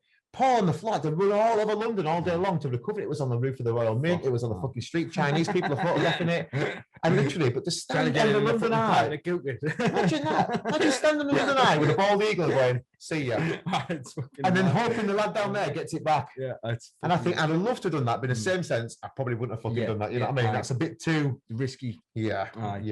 It's fucking wild, like. But it's great, isn't it? You know, and again, I've never met them people that then links me to that and that and that, and you think, it's a good old world to be in, isn't it? It's crazy. Like when I first started fighting for TFT back in the day, I was 18-year-old, and some of the guys there, I remember, like it was there was only a small. I was the first person to fight professionally from the gym, and it was a really small group of weirdos. It was like me, like a couple of the guys. Dave, who was a pharmacist, you know, just like some of the maddest people ever. And it's like, where would I have ever met this guy? You know what I mean? It was fucking super cool, man. But just you fought for like 11 years then, pro then? I fought pro since I turned pro when I was 20. So I'm 29 now, nearly 30. So in almost 10 years, I've nearly been a pro. And then so I started, and I mean, I knocked the shit out of your body. That for sure. And I had my first fight when I was like 12. I mean, I've had 41 fights now. I had my first fight at 12, and then boxed through there till I was like 18. Started MMA, then fought a couple of years, turned pro at 20, and then fought from then. You know, and just drifted. You know, just done me on things in between. And are you going to carry on going for how many more years? What's the plan? see what happens, see what see what gets offered fight wise. I mean, if the offer is a contract somewhere else and say this is what money we're going to give you, if the juice is worth the squeeze, the squeeze, sorry, I'll do it. And if I'm not going to get paid what I want, then I'll make money. You make a monkey can make money, you know what I mean? Anybody, it doesn't take the thing when I look at that is, for me, I never wanted to stop the shows last year. I had to stop last year because of the situation, because the avenue wasn't there. And this year we decided, because it was going to be our last year, we would stop. Yeah. But like, it hasn't stopped me. Yeah. You sort of go, well, that avenue isn't there now. That's it. I have that skill set. I'll apply it to this, and I'll look at what else I can apply it to. But for the next like year, 18 months, we'd always plan to go to America, me and Bex. Nice. So like, I imported a dog last year from America. Before lockdown, I imported it. I imported a dog from Nebraska, a coyote hound, and it flew into Heathrow in February last year. And I said, we'd like to go back out there in 2 years' time and walk the Appalachian Mountains with them and do that. Because like 6 months in America, if you put your dog in a kennel for 6 months, it costs you a couple of grand. Take the fucker with you. Yeah. And go wild camp the whole Appalachian Mountains. That's it. So we said we'd like to go and do that. So I want to try and do that. And then you think, well, why we're getting to that point now then? Just get everything nice into a new routine, because it's a new chapter, isn't it? For sure. Like with you now, this podcast, it's going to only go from strength to strength. You only have to look at every other scenario that a similar situation's gone on. Exactly. And I live my life on podcasts. I train on podcasts all the time. So like, I love me Joe Rogan, but I also love the flip side from Joe Rogan, which is Rich Roll. Yeah. Because they're massive contrasts, but they're brilliant. They're brilliant because of that. You know what I mean? And I like my fitness ones, like my Brian Keane podcast as well. But I also like the fishing ones, like the Carpcast and stuff like that there as well. Yeah. And I think there's a massive window opportunity for, like, you know, it's not my sort of a gig. This, I'd love to come to this tonight. It's great fun, but this, your clothing brand, all that doesn't matter about the fighting so much. There's so many other avenues that you can do into now. That's exactly it. That's the way I look at it. I mean, obviously, you're not just one thing, are you? That's it. If I get a contract offer for one of these organizations and they're going to pay us what I believe that I feel like I'm worth at the minimum, then I'll do it. And if not, man, like, as I say, like, I can still grapple full time. I can still train MMA as much as I want. You know what I mean? And I love grappling. That's me. The thing I love. You know, I didn't do that to do anything aside from MMA. I do that because I genuinely enjoy my time while I'm being there. So I'll always do that. I'll always dabble in and do me striking and stuff like that. But for me personally, it's like that. I've got this, I've got my brand. And it's like, me, as you say, if you put your mind to something and you believe in it yourself, you can make it happen. You know what I mean? It's the same as, I mean, 5 years ago, people had said, you'll never do this and this and this. And then I've went and done it, you know? And it's like, as I said before, anybody can make money. I'm not going to do that just for fighting, just for the sake of it. You know, like, if it comes, it comes, and if not, I'll do other things. And you've got that skill set now. I mean, that's it. If you said to me now, I've got a golden eagle here, Ben, I'm going to give it to you now. Can you get that golden eagle to this level for me? I know I could train that golden eagle like you could train me to hit a punch bag. You know, there's a certain process you'll follow. I can train that golden eagle 6 weeks to be where I want it to be, and I know what it's going to be from there onwards. I've got that skill set behind me. I don't need to be doing that every day. I'm not going to lose that. The process is already there. You've already got the pathway. But at the moment now, it's nice to step back from training them eagles, because it is hard work with them. They're a complete mind batter. I mean, you're setting yourself against a very fucking sharp, clever creature. So for me, not to have to train them for a year or two, it's quite a nice thing. And you're in the position, that's it. And you're in the position to have control of that. You know, you've built yourself up now. You're at that position where it's like, I can go do that if I want to do it, and if not, I've got a baby eagle there. I've got that situation where I've now got that ability to have baby eagles around me. I can train them, and I think to myself, I don't want to be like, you don't want to be a nutter, do you, with a collection of shit that you can't manage. You don't want to be a tiger king, do you? But I do love immersing myself in it. I love, you know, we'll sit on that patio, me and our lass, and we'll eat our breakfast on two like them silly beanbags. They're both the dogs there. Both the dogs there. A jackdaw flying about. My ducks and my chickens, my sheep in the field, my eagles shouting and calling. And I think, this is it. What the fucking hell more do I want than this? Exactly. This is super cool. Do you know what I mean? Like, and there's genuinely nothing I'd change about it. Do you know what I mean? Yeah, exactly. And I think that's the best thing you could ever have is that having that situation you think, I wouldn't change any of this, mate. Do you know what I mean? Everything's kind of the way you're right down to a bowl of porridge with a kilo of blueberries. He's bang on the money right now. It's where I want to be. You know what I mean?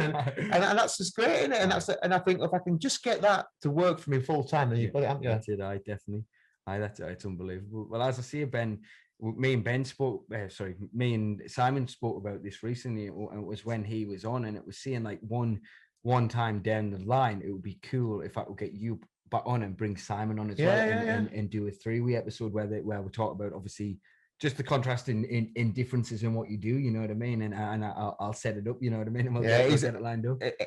he's funny, Simon, because I've always said he's a great guy, Simon, just a bit odd. And he says exactly the same with me, because you can't do what Simon does and has done without being just a little bit off the track. And for me, you can't, because you've had to sacrifice very normal people things that they don't get their head around. I mean, we do a show in Aberdeen and drive through the night, usually past your house, to get to a show in Bath or Norfolk, then drive back, and then go and stand down like Seal Sands Flying Falcons the next day.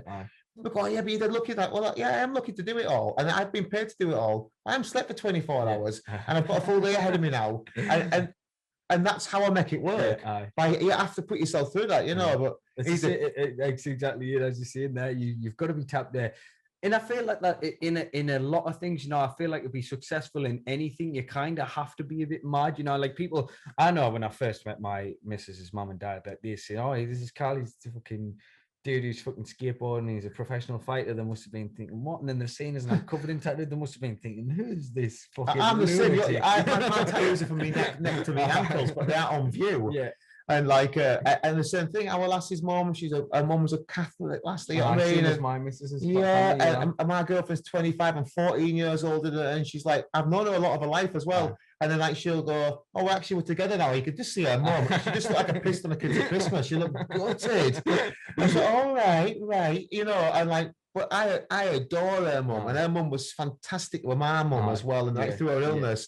I mean, I look at her mum like I look at my mum now. I give her my heart. Do you know what I mean? And she's a diamond, but you could just think, you wanted a bit more for your daughter than what you got, you know? That's it. And then in turn, it's obviously landed that she's ended up with a good guy, and that's what you want the most for your family, isn't it? If you get with someone who you know is going to be loyal and actually got the right temperament and kind of the heart's in the right place. That's all. Don't judge that book by its cover. Read it first. You know what I mean? And once you're given a chance to have a look at it, you know, that's it. You've had a life, I've had a life, and now you've come to the point where you can go, actually, I don't need to be that idiot. I don't need to be that person. I've done that. I've seen that.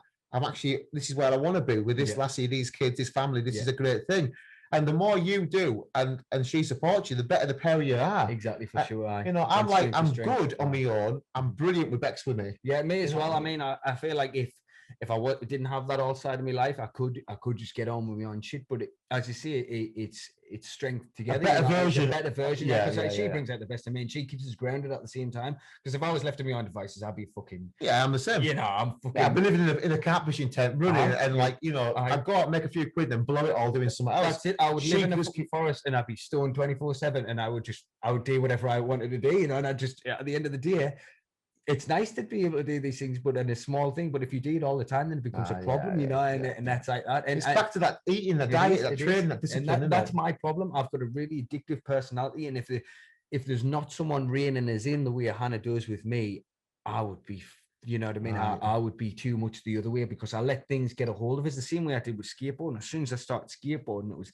I'm living, breathing, and I'm doing this, and it's all day, every day. And I was using as well at the same time. Like, people don't realize how physically taxing it is. I'm all day, and I'll be out, and I'm not eating. I watch my brother walk down the street. Because you walk like your brother does, like I do. But if you watch my brother, he actually walks different to me, because he walks like he skateboards. Yeah. You can see it. You know what I mean? And like everything you do has an effect on you. You know what I mean? For sure. And that, mate, honestly, because I took a little bit of time out from MMA. I had my pro debut, and then I was skateboarding all the time. And I went through a time there where I needed time away from all that kind of life. So I was skateboarding all the time.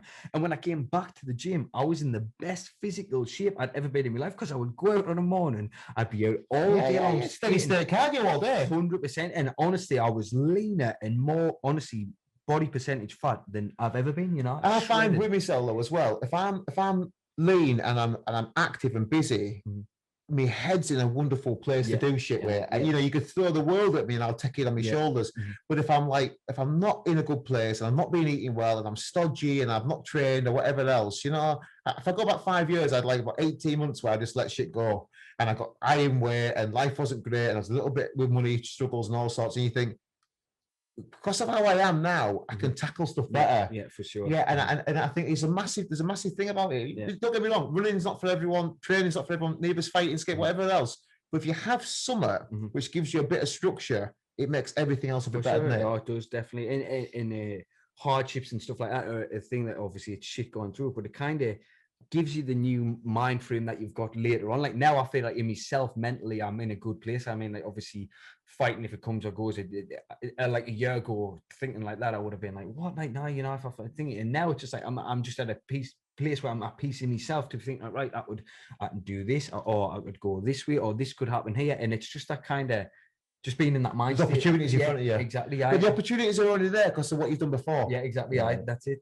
And it's a special, it's a good, enlightening way to feel, you know, and it's a good, and it makes you optimistic about the future, you know, even though we're still in a mad situation and things we are, and it's just one that you just got to. You can't control that, can you? There's no point getting like pissed off, wound up, anxious, upset, depressed about what you can't control, because that's like not in your power, is it? You know what I mean? I think just worry about what you can control. Do you know what I mean? Worry about your own shit. Worry about those people that are near you. Worry about your job, your birds, your animals, your family, whatever.